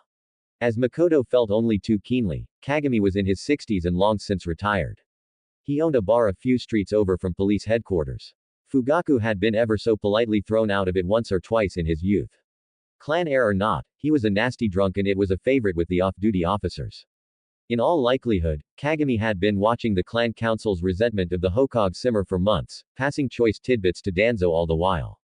That man seemed exactly like the type to milk such a bond as long as it was useful, and as soon as it wasn't, sever it without any regrets. She was operating on too little information, and with too few allies, she passed the days waiting for the Hogue's messenger with her nerves almost on fire. It was far from their fault, but she was short with Sasaki and Naruto for no good reason. Antics that made her smile a month ago were suddenly worthy of a scolding. She began avoiding her friends in the clan as much as possible, claiming to be ill with persistent headaches. Like the best excuses, it was true. The tension of waiting knotted up the muscles of her neck until the slightest motion set her temples pounding. She could barely face the women with a smile, knowing she might have to kill any of them in the very near future.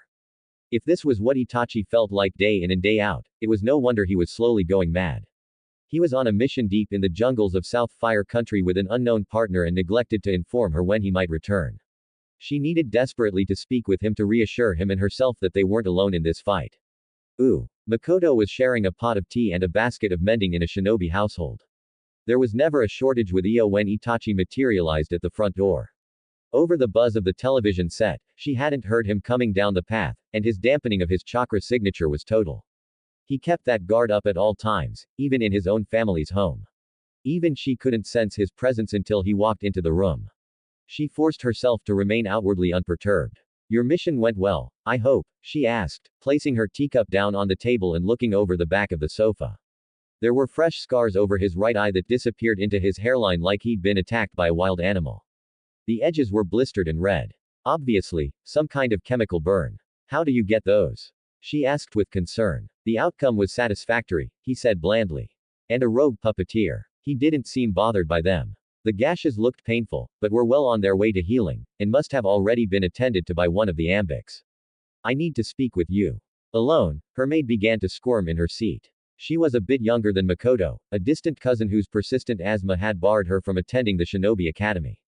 Itachi had always made her uncomfortable, and in the past months, that had transformed into fear. I'm glad you're all right, Itachi-sama, she whispered meekly. Mikoto-sama, please excuse me. She put her half-finished mending aside and sketched off a bow before turning off the television and fleeing. Honestly, I'm your mother, she said once I had left. You're allowed to speak to me whenever you like. What's bothering you? She asked, tidying up the cups and depositing them next to the kitchen sink. It is Anzu-chan. I'm sure if you took the time to explain how much pressure you've been under, she'd forgive you. She's a very understanding girl. Itachi put his hand on her shoulder and leaned over her fall of black hair. His voice was barely audible beside her ear. In my bedroom, the halls are not secure. Mikoto was very much aware. That was why she was babbling like an idiot about one of her son's many female admirers instead of acknowledging the topic at hand. Assumptions needed to be carefully tended. She trusted Io to a point, but not enough to let S-class secrets slip. She was loyal to Mikoto, but not a shinobi, and too easily bullied. If her husband became suspicious, he could probably threaten whatever he wanted to know out of her with very little effort.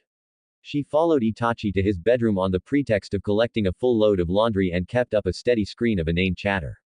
Itachi slid the bolt home behind them. Then with his back to the door, flew through a set of hand seals for a very tight sound suppression jutsu.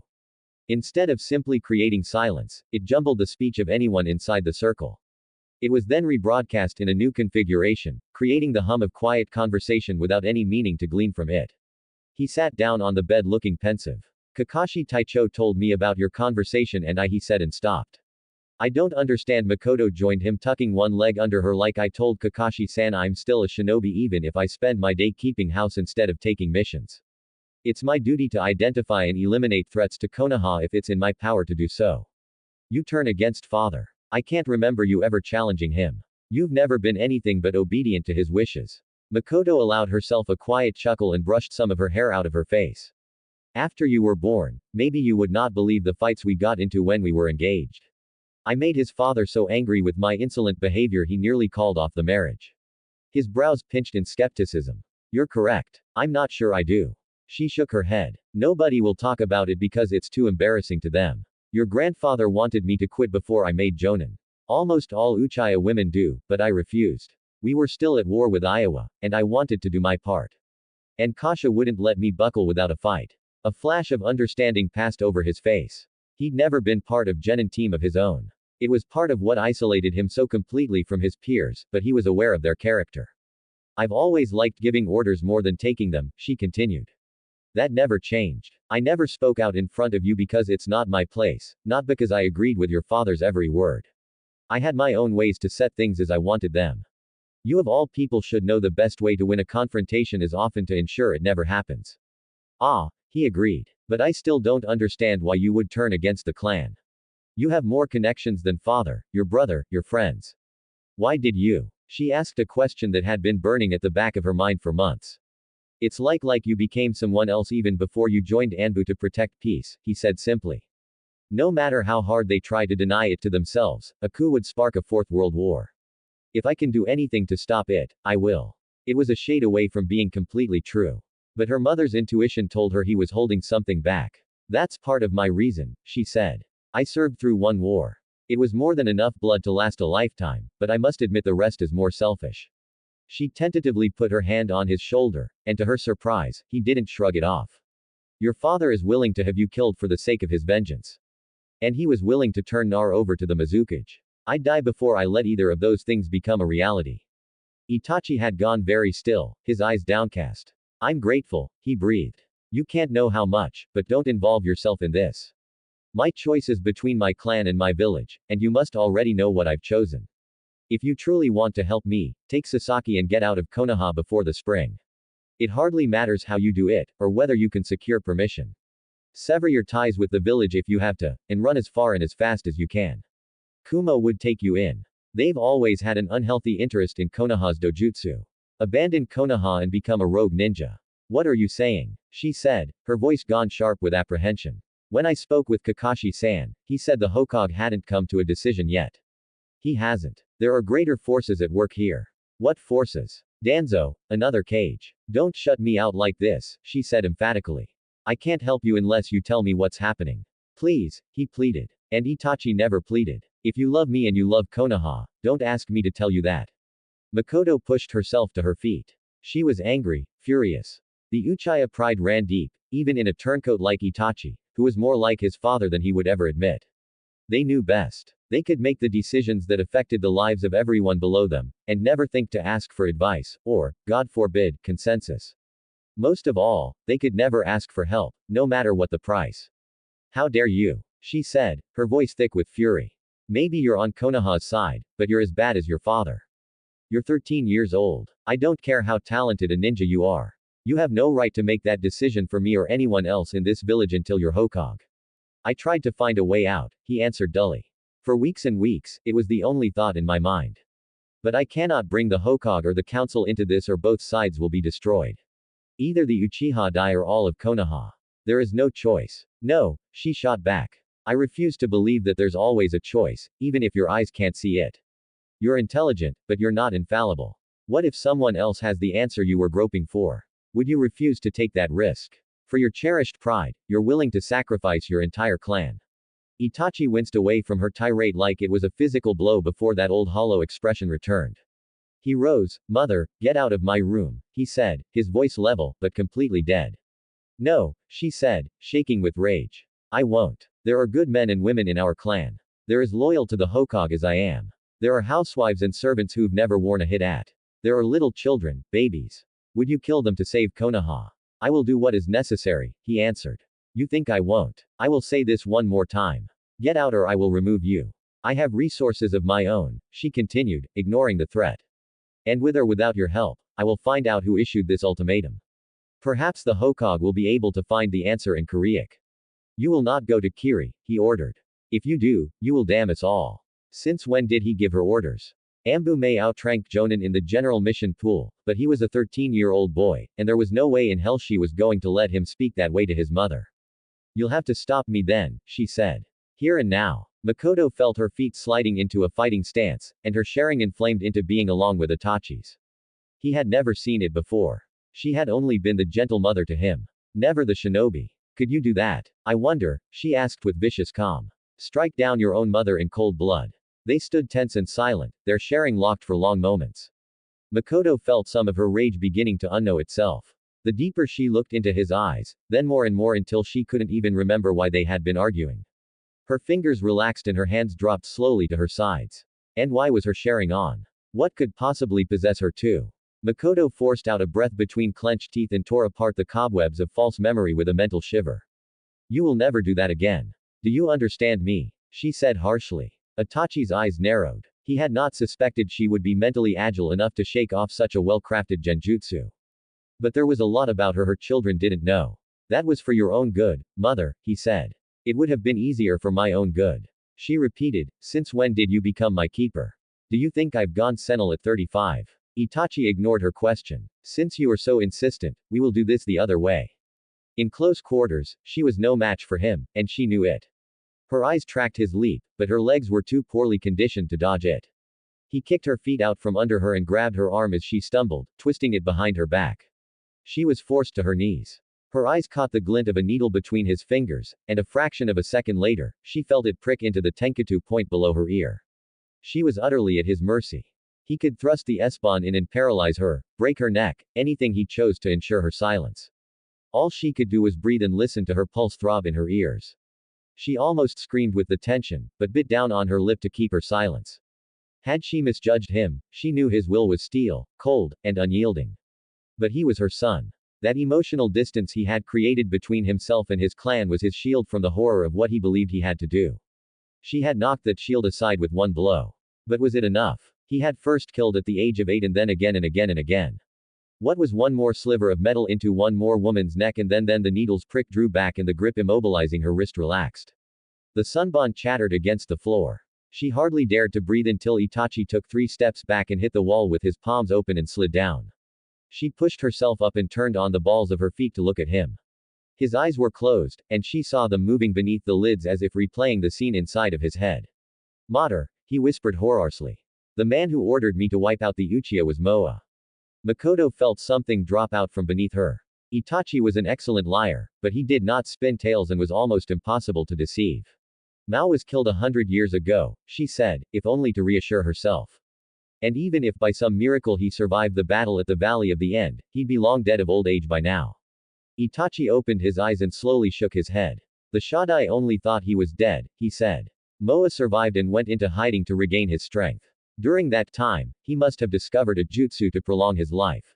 They do exist. When Orochimaru was banished, he had nearly succeeded in creating one.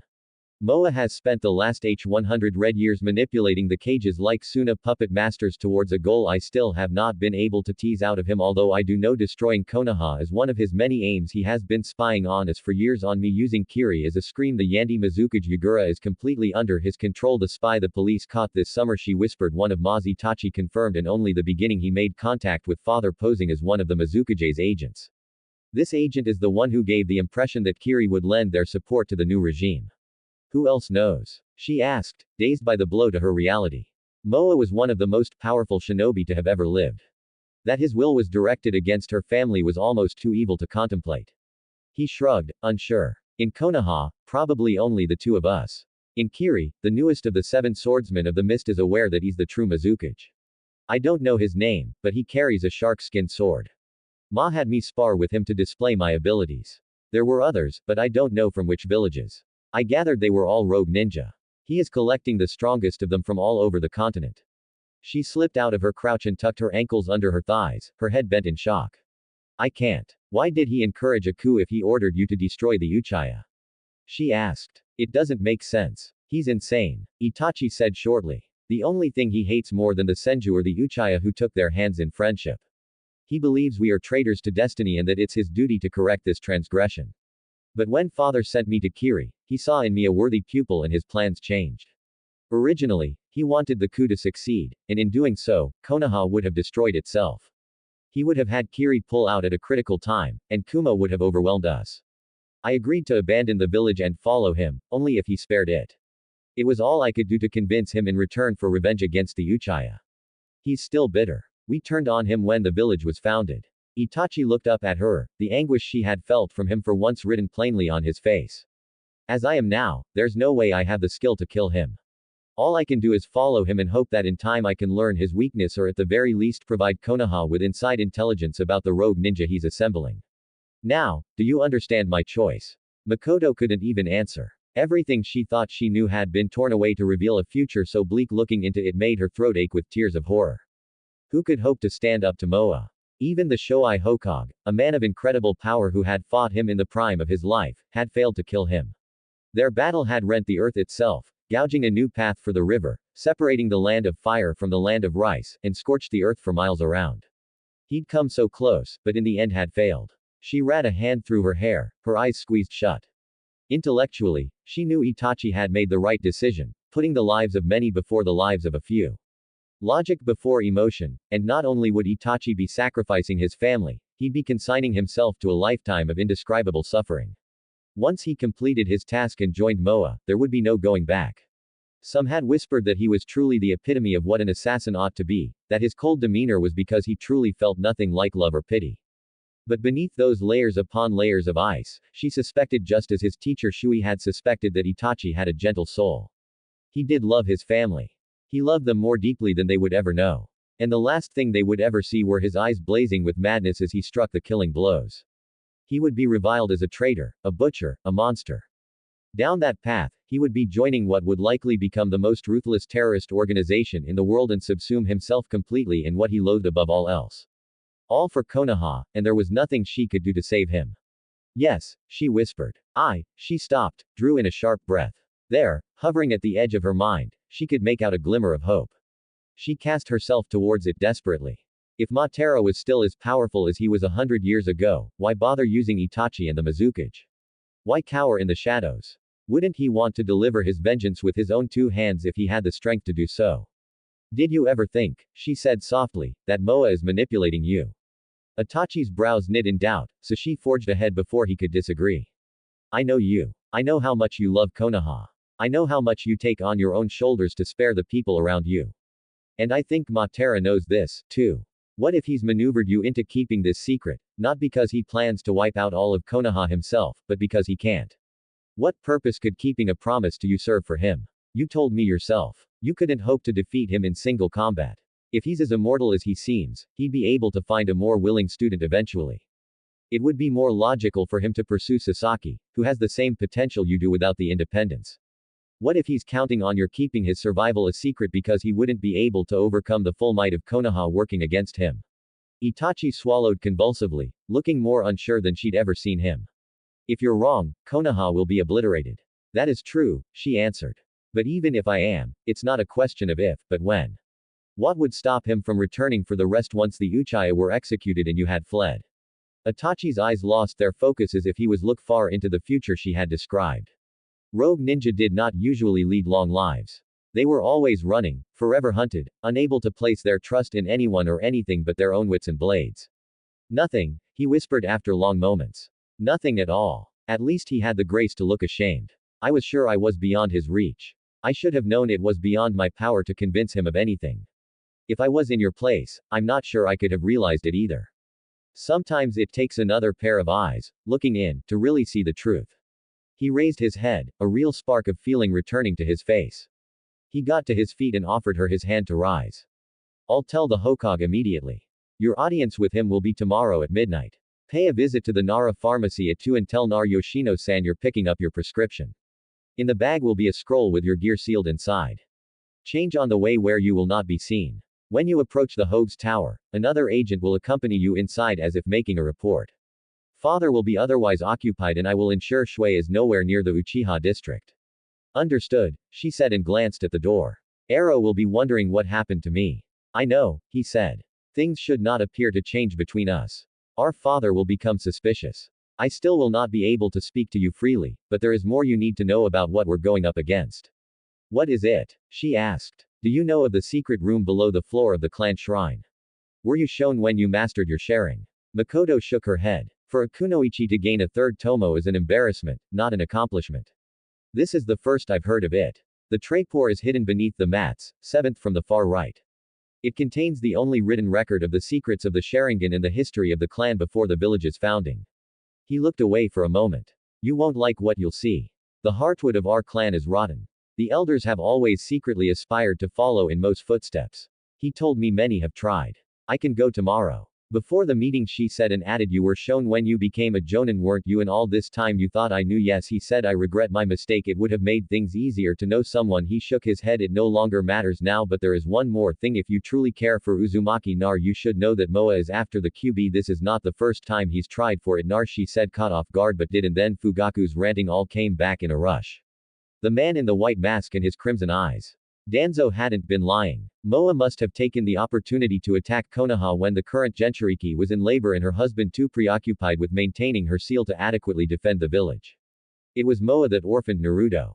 Matera that murdered her mother and her twin brothers.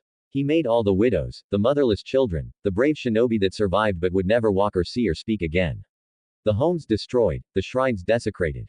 In her chest rose a savage desire to find him for the sole purpose of ripping his throat out with her bare hands. It was a white heat that eclipsed the comfortable old hatred she had nursed for the QB. He was a man, not a demon, whose very nature was destruction.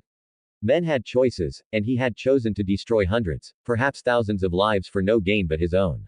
He, of all people, ought to be taught suffering, and she could be the mother, Itachi said sharply, taking her roughly by the shoulder as the wave of loathing crested and broke around them. Hatred is a dangerous tool. I need you to promise me you will not go after him for your own vengeance. You know he killed my, she began savage. I know exactly what he's done. And it's more than I've told you. But you said yourself, the only way to defeat him is by working together, and an avenger fights alone. If you take that path, he will kill you. Itachi drew her eyes into his. Sasaki is going to lose his father before this is all over. I don't think he could bear to lose his mother as well. She began. The choice was like a rasp against her heart. Lose her, change at vengeance, or leave her sons orphans. It was frightening how tempting the second option was, and it disgusted her how much consideration she was giving it. I won't, she said finally. Look me in the eyes and swear it. Mikoto licked her lips and deactivated her sharing. She was still a shinobi of the Uchiha, and they lived and died for vengeance. But she knew now that counted for less than she'd always been taught. If Itachi could hold his hatred in check for the people that depended on him, so could she. Sasaki and Naruto needed her. I swear on my mother's grave. I will do my best to put an end to Moa whether or not the final blow is mine. Keeping up the clan shrine was the head's wife's duty. Amidst everything else, Mikoto was overdue. She left her sandals on the stones and bowed once before the open doors. She was asking the ritual permission of the spirits of the dead to enter their house to seek counsel. The interior was mostly bare wood with an altar at the back and a small hidden closet for extra incense, candles, a few moth-eaten meditation pillows, and some cleaning supplies. The only decoration was the fan symbol painted on the walls. She replenished the consumables on the closet shelves from the small box she brought with her, then took out the broom to begin half-heartedly sweeping the floor clean. It was a place for quiet reflection, meditation, and mourning. Or it was supposed to be. Whatever it had seen here had soured his opinion of the elders past the point of salvageability. Her chores complete, Mikoto lit a stick of incense and knelt before the altar. She pulled 4 photographs from a fold in her kimono and spread them over the dark wood. A 10-year-old Obito showing off his brand new hit at herself as a little girl holding her baby brother in a sling. The twins standing behind her with a protective hand on each shoulder. Her mother and father beaming on their wedding day. Her mother's parents sitting on the mansion porch, smiling down at the newborn, cradled in her grandmother's wrinkled hands. She placed her palms together in prayer. She was here to seek guidance from her ancestors, and she was terrified that one of them in particular just might answer. She had more to fear than most, perhaps that Mater's taint had somehow lived on. She was, after all, his great-granddaughter, not in the official genealogies, tended by the old men who carefully put everyone in their place. No, the Uchiha were more obsessed than any other clan with the purity of their ancestry. And in their books, she barely even existed. In their accounting of the world, Matera had died before he produced an heir. But she knew better. When a nameless camp follower appeared at Konoha's palisade beside a little boy with raven black hair, a sharing, and the power of a grown man, the Uchiha took her in. They called her a filthy behind her back. But they took her in. She told that boy in secret who his father had really been, and the truth of it was passed down from generation to generation, an open secret among the clan. She took no pride in that knowledge. To Mikoto, it was the greater shame that she was descended from a patricidal lunatic than a poor and desperate peasant woman. She was no great believer in destiny, but the niggling idea that she shared one with Moa was something she couldn't discard out of hand. Was it true? Were they all cursed? Did some seed of evil lie dormant behind their crimson eyes? Shinobi made hard choices. Their very livelihood depended on bringing pain and even death to often innocent people. She herself had done so. The Uchiha were very good at it, but that wasn't evil. The sharp blade was no more or less cruel than the dull. They were both tools. How a thinking, feeling person wielded those tools, that was a different question. Sometimes her clansmen came back from their missions looking as haunted as their teammates at the bloody work of their own hands. Sometimes they came back wearing smiles of cruel triumph. They were people good and bad. What was evil then? Lust for power to oppress rather than protect. Vengeance without justice. Destruction without creation. If that was so, she had nothing to fear. The people in front of her had venerated none of those things. And they were the truest of the Uchiha, direct descendants of Ma himself. Mikoto gathered up the photographs and stowed them away, then barred the door with her broom. She lit one of the tapers she'd found in the storage closet. In the flickering candle light, she peeled up the seventh mat from the back of the raised altar platform to reveal the bare wood beneath. She knocked experimentally to find a hollow. There was none. It was too cleverly concealed, but her sensitive fingers found a small catch at the base of the wall. She flicked it forward and a section of the planking popped up a fraction. Using a kunai as a lever, she pried up the heavy trap door to reveal a set of stone stairs descending into utter darkness. It was dry and musty, and the stale air made her cough.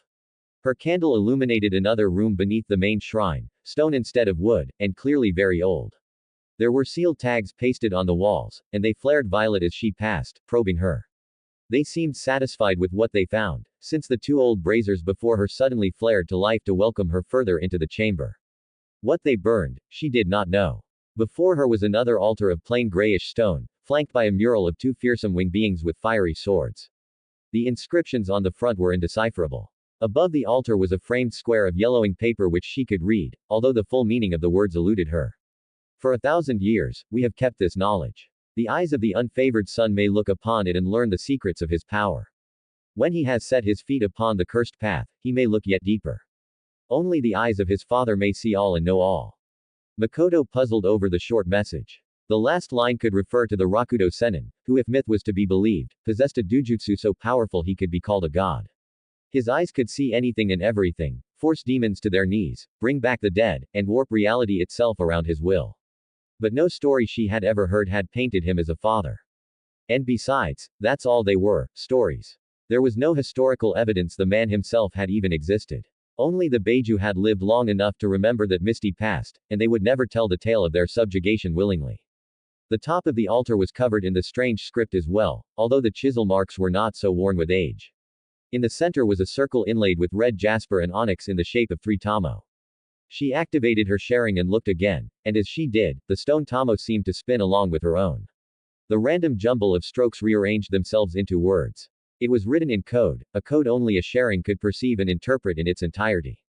It read, "The Sharingan is awakened for the first time when a son of the Uchiha looks upon a god of death and sees his face reflected in its eyes. But it is only mastered when he becomes that god. And one whom he dearly loves looks into his eyes and sees their death there. In the left eye, a weapon to obliterate the minds of all your enemies. In the right, a weapon to obliterate their bodies from both springs, the shield about you that no weapon may pierce. It is power born of pain, and pain will be the price paid for its use. Like the grief from which it came, it will devour the sunlight of your world until all that is left to you is darkness. This is the Mangekyo sharing. I was not the first and I will not be the last." There was much more she couldn't read, the characters hovering on the edge of her comprehension.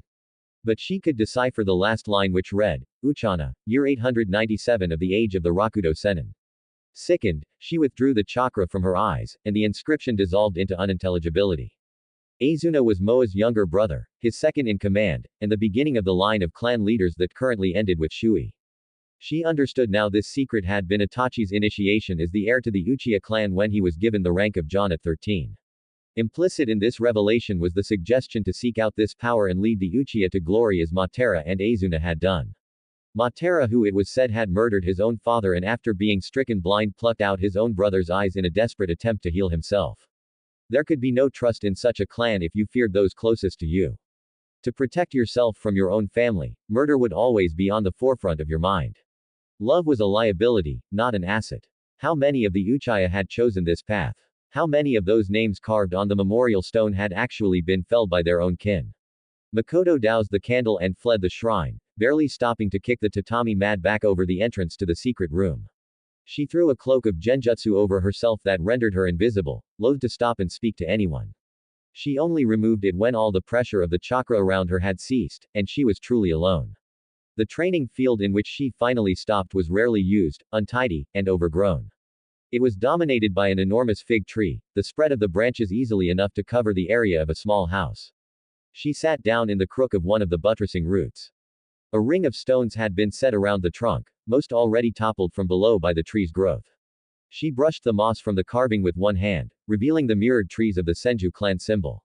This must have been one of Hashiyama's. According to village legend, the valley in which she now lived had once been a battlefield, all the growing green long burned away by the fires of never-ending war. The Shoai had very literally created the village, causing sheltering trees to sprout where none had grown for 100 years. The village hidden in the leaves. His clansmen were free of the taint that plagued hers. The Senju died for each other, not by each other's hands. That was their will of fire. How comforting it must be to be able to trust so deeply, and it had served them well. There were very few left that carried the Senju name, but it was a product of success, not failure. They had never been so fanatical with the purity of their blood, believing their strength lay in diversity. The clan split and grew and split again and never lost the unity of that ideal. More may have the Uchiha name, but their number were dwindling. And what united them beyond arrogance and power lust? Moa seemed to believe that's all there was, and need be. How many had followed him? Mikoto let her head drop against the entwining roots. They shielded her from the worst of the wind like a little girl nestled in her grandfather's lap. Had the Shoai known the secret of the Sharingan, how his rival achieved his power, the truth was lost to history, but it was possible that he did. He was a great general and very wise. Little would have escaped his notice. And still he extended his hand in friendship to the Uchiha. Perhaps he saw more honor in them than they saw in themselves. The thought thawed some of her shame and she looked up into the branches. Maybe Hashiyama believed in them, believed they could resist that temptation. She finally let herself smile. Some had. Her twin brothers had both mastered their sharing. They must have been taken to the altar and read what was inscribed there. And yet they were inseparable, the younger going so far as to follow the elder into death when he was killed by the QB. She herself could never do it. She loved her sons more than anything, even power. Even Fugaku and Shui had how they had bristled when Fugaku's uncle had suggested Itachi be eliminated, agreeing only under duress. A Manekyo sharing might even have been enough to tip the balance of power irrevocably in the Uchiha's favor. And still, even fanatics, it seemed, had limits. A few had undoubtedly followed Moa down that path. Most hadn't. Even with power of plenty, a life lived with that pain always in your heart wasn't worth living. Ooh. Her heart was still heavy with worry and unanswered questions. But she had a mission to complete. Stealthily, she worked her way back to the village center in time to make the rendezvous at the Nar pharmacy. She greeted the clerks and asked for Yoshino, the head pharmacist. They were playground acquaintances, not really friends. And whenever Mikoto saw her, she seemed to be scolding her son Shikamaru for something or other. He was in Sasuke's class, and according to the boy's mother was as unmotivated and lazy as Sasaki was driven, only one place above Naruto in the class rankings. The harried-looking woman emerged from the back wearing a pharmacist's coat and an old rank badge, proclaiming her to be a Chunin medical specialist. She motioned Mikoto over to the private alcove used for patient consultations.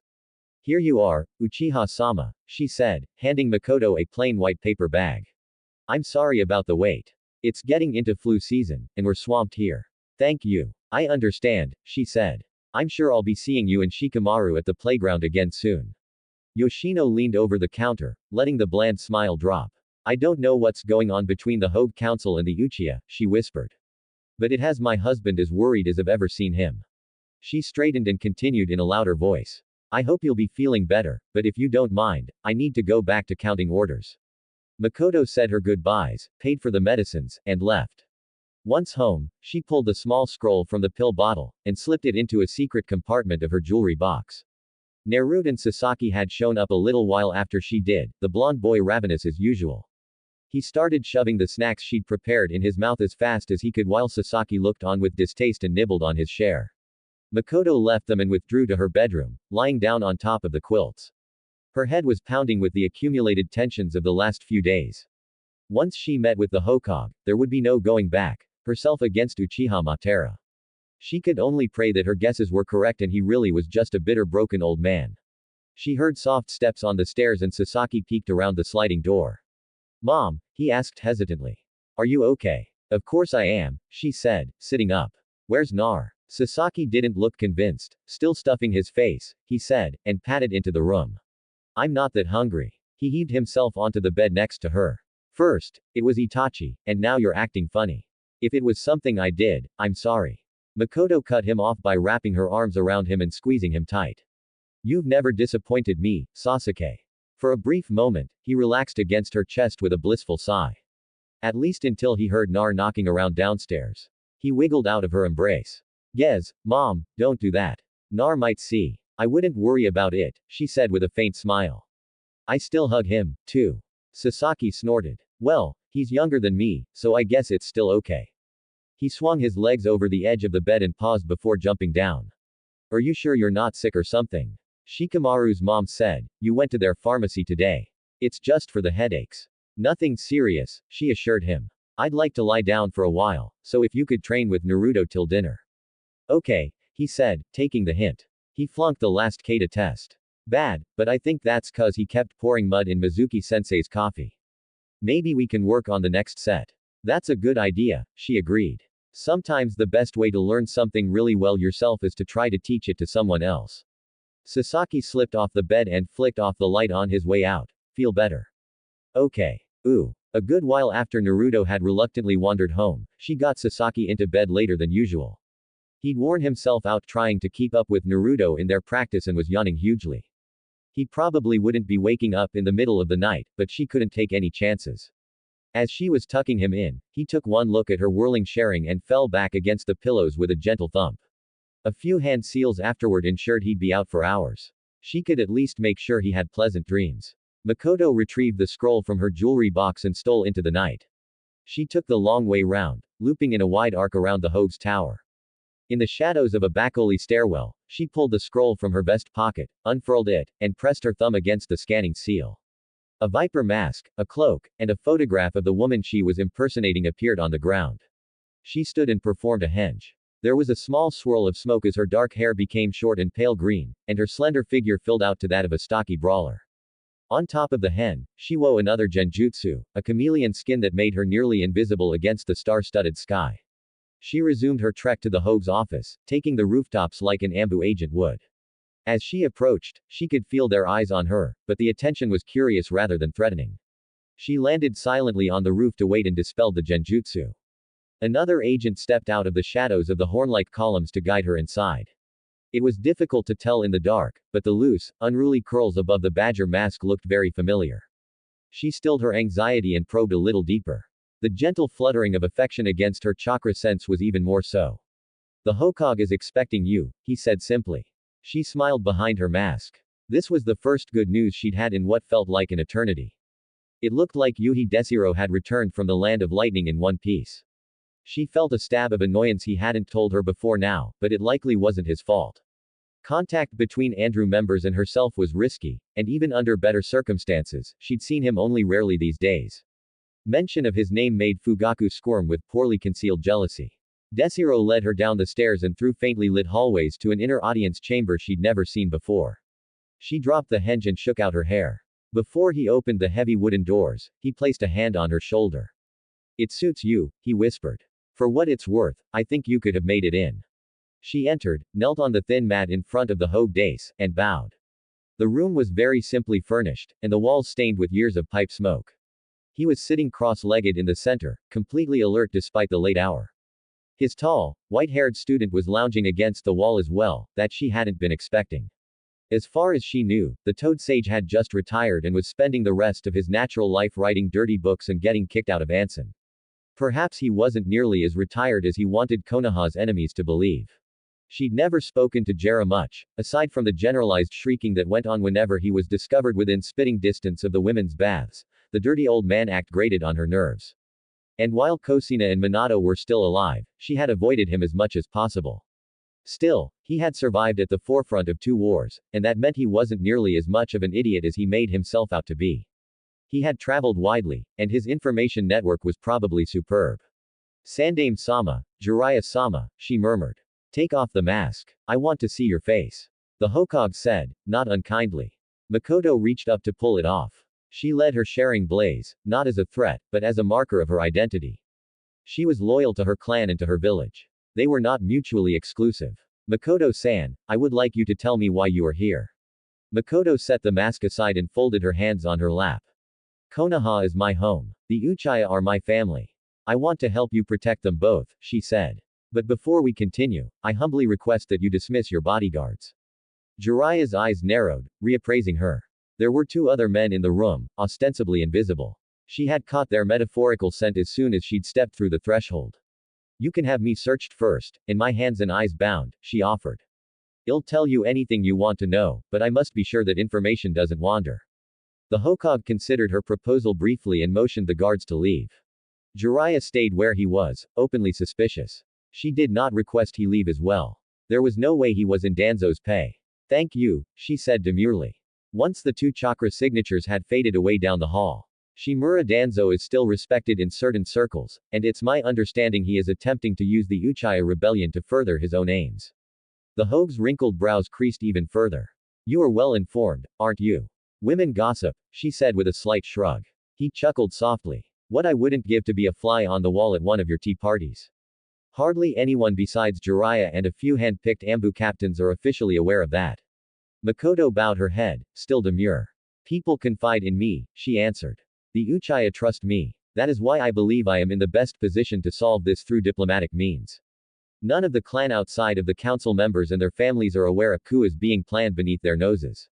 Many of the peripheral families are of the same mind I am. They are loyal to Konoha and loyal to you and have no love for the clan council. The positions are inherited. They feel shut out of their own governance and would welcome the opportunity to choose new leaders who truly respected them. That is interesting, he said. Extremely interesting. Go on. My proposal is this. Let me begin contacting the Uchiha who have the most to lose from a coup. I may not be able to convince them all to actively fight the council's plan, but even to take them out of the battle would be a victory for our side. Our side. His thin lips turned up at her choice of words. And he nodded in agreement. If you succeeded in swaying the majority, you would have my never-ending gratitude. He said, I have served beside many Uchiha and have only respect for them. The recent unpleasant developments aside, I dreaded having to send Konoha shinobi against each other, although my entire council disagrees. And in such cases, I can be overruled if there is an imminent threat to the village. I heard as much although I thought Homura-san agrees with you. That should have made it 2 against 1. The Hokage looked troubled, glancing away for a moment. He agreed with me. It was rather odd really. He doesn't usually fall on Danzo's side in situations like these. But after they came back from he shook his head. You know Danzo is actively subverting your authority, don't you?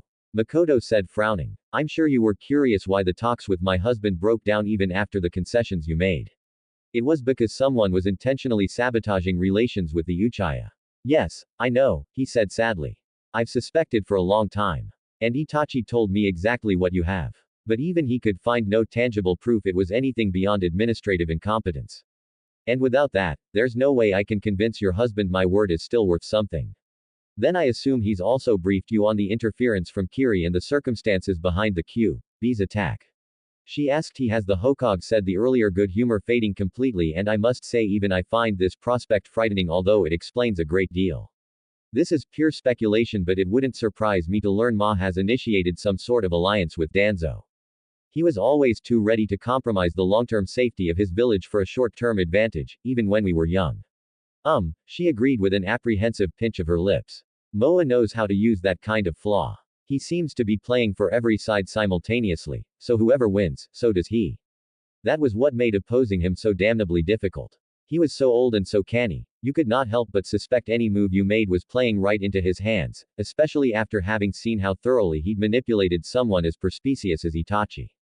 But he was not omniscient, and living her life as she had might even have been to her advantage.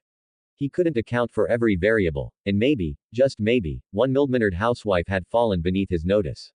We may have an intellect on our side to match his, although the man is still fairly young and hasn't the experience. The Hokage continued and dropped his eyes sadly. I realize the rest of my counsel and most of Anbu cannot be trusted. He looked up again and smiled slightly with a reassurance that warmed her soul. But this will be a battle of wits, not might, and numbers don't count for everything. With the weapons at hand, I believe victory is a strong possibility.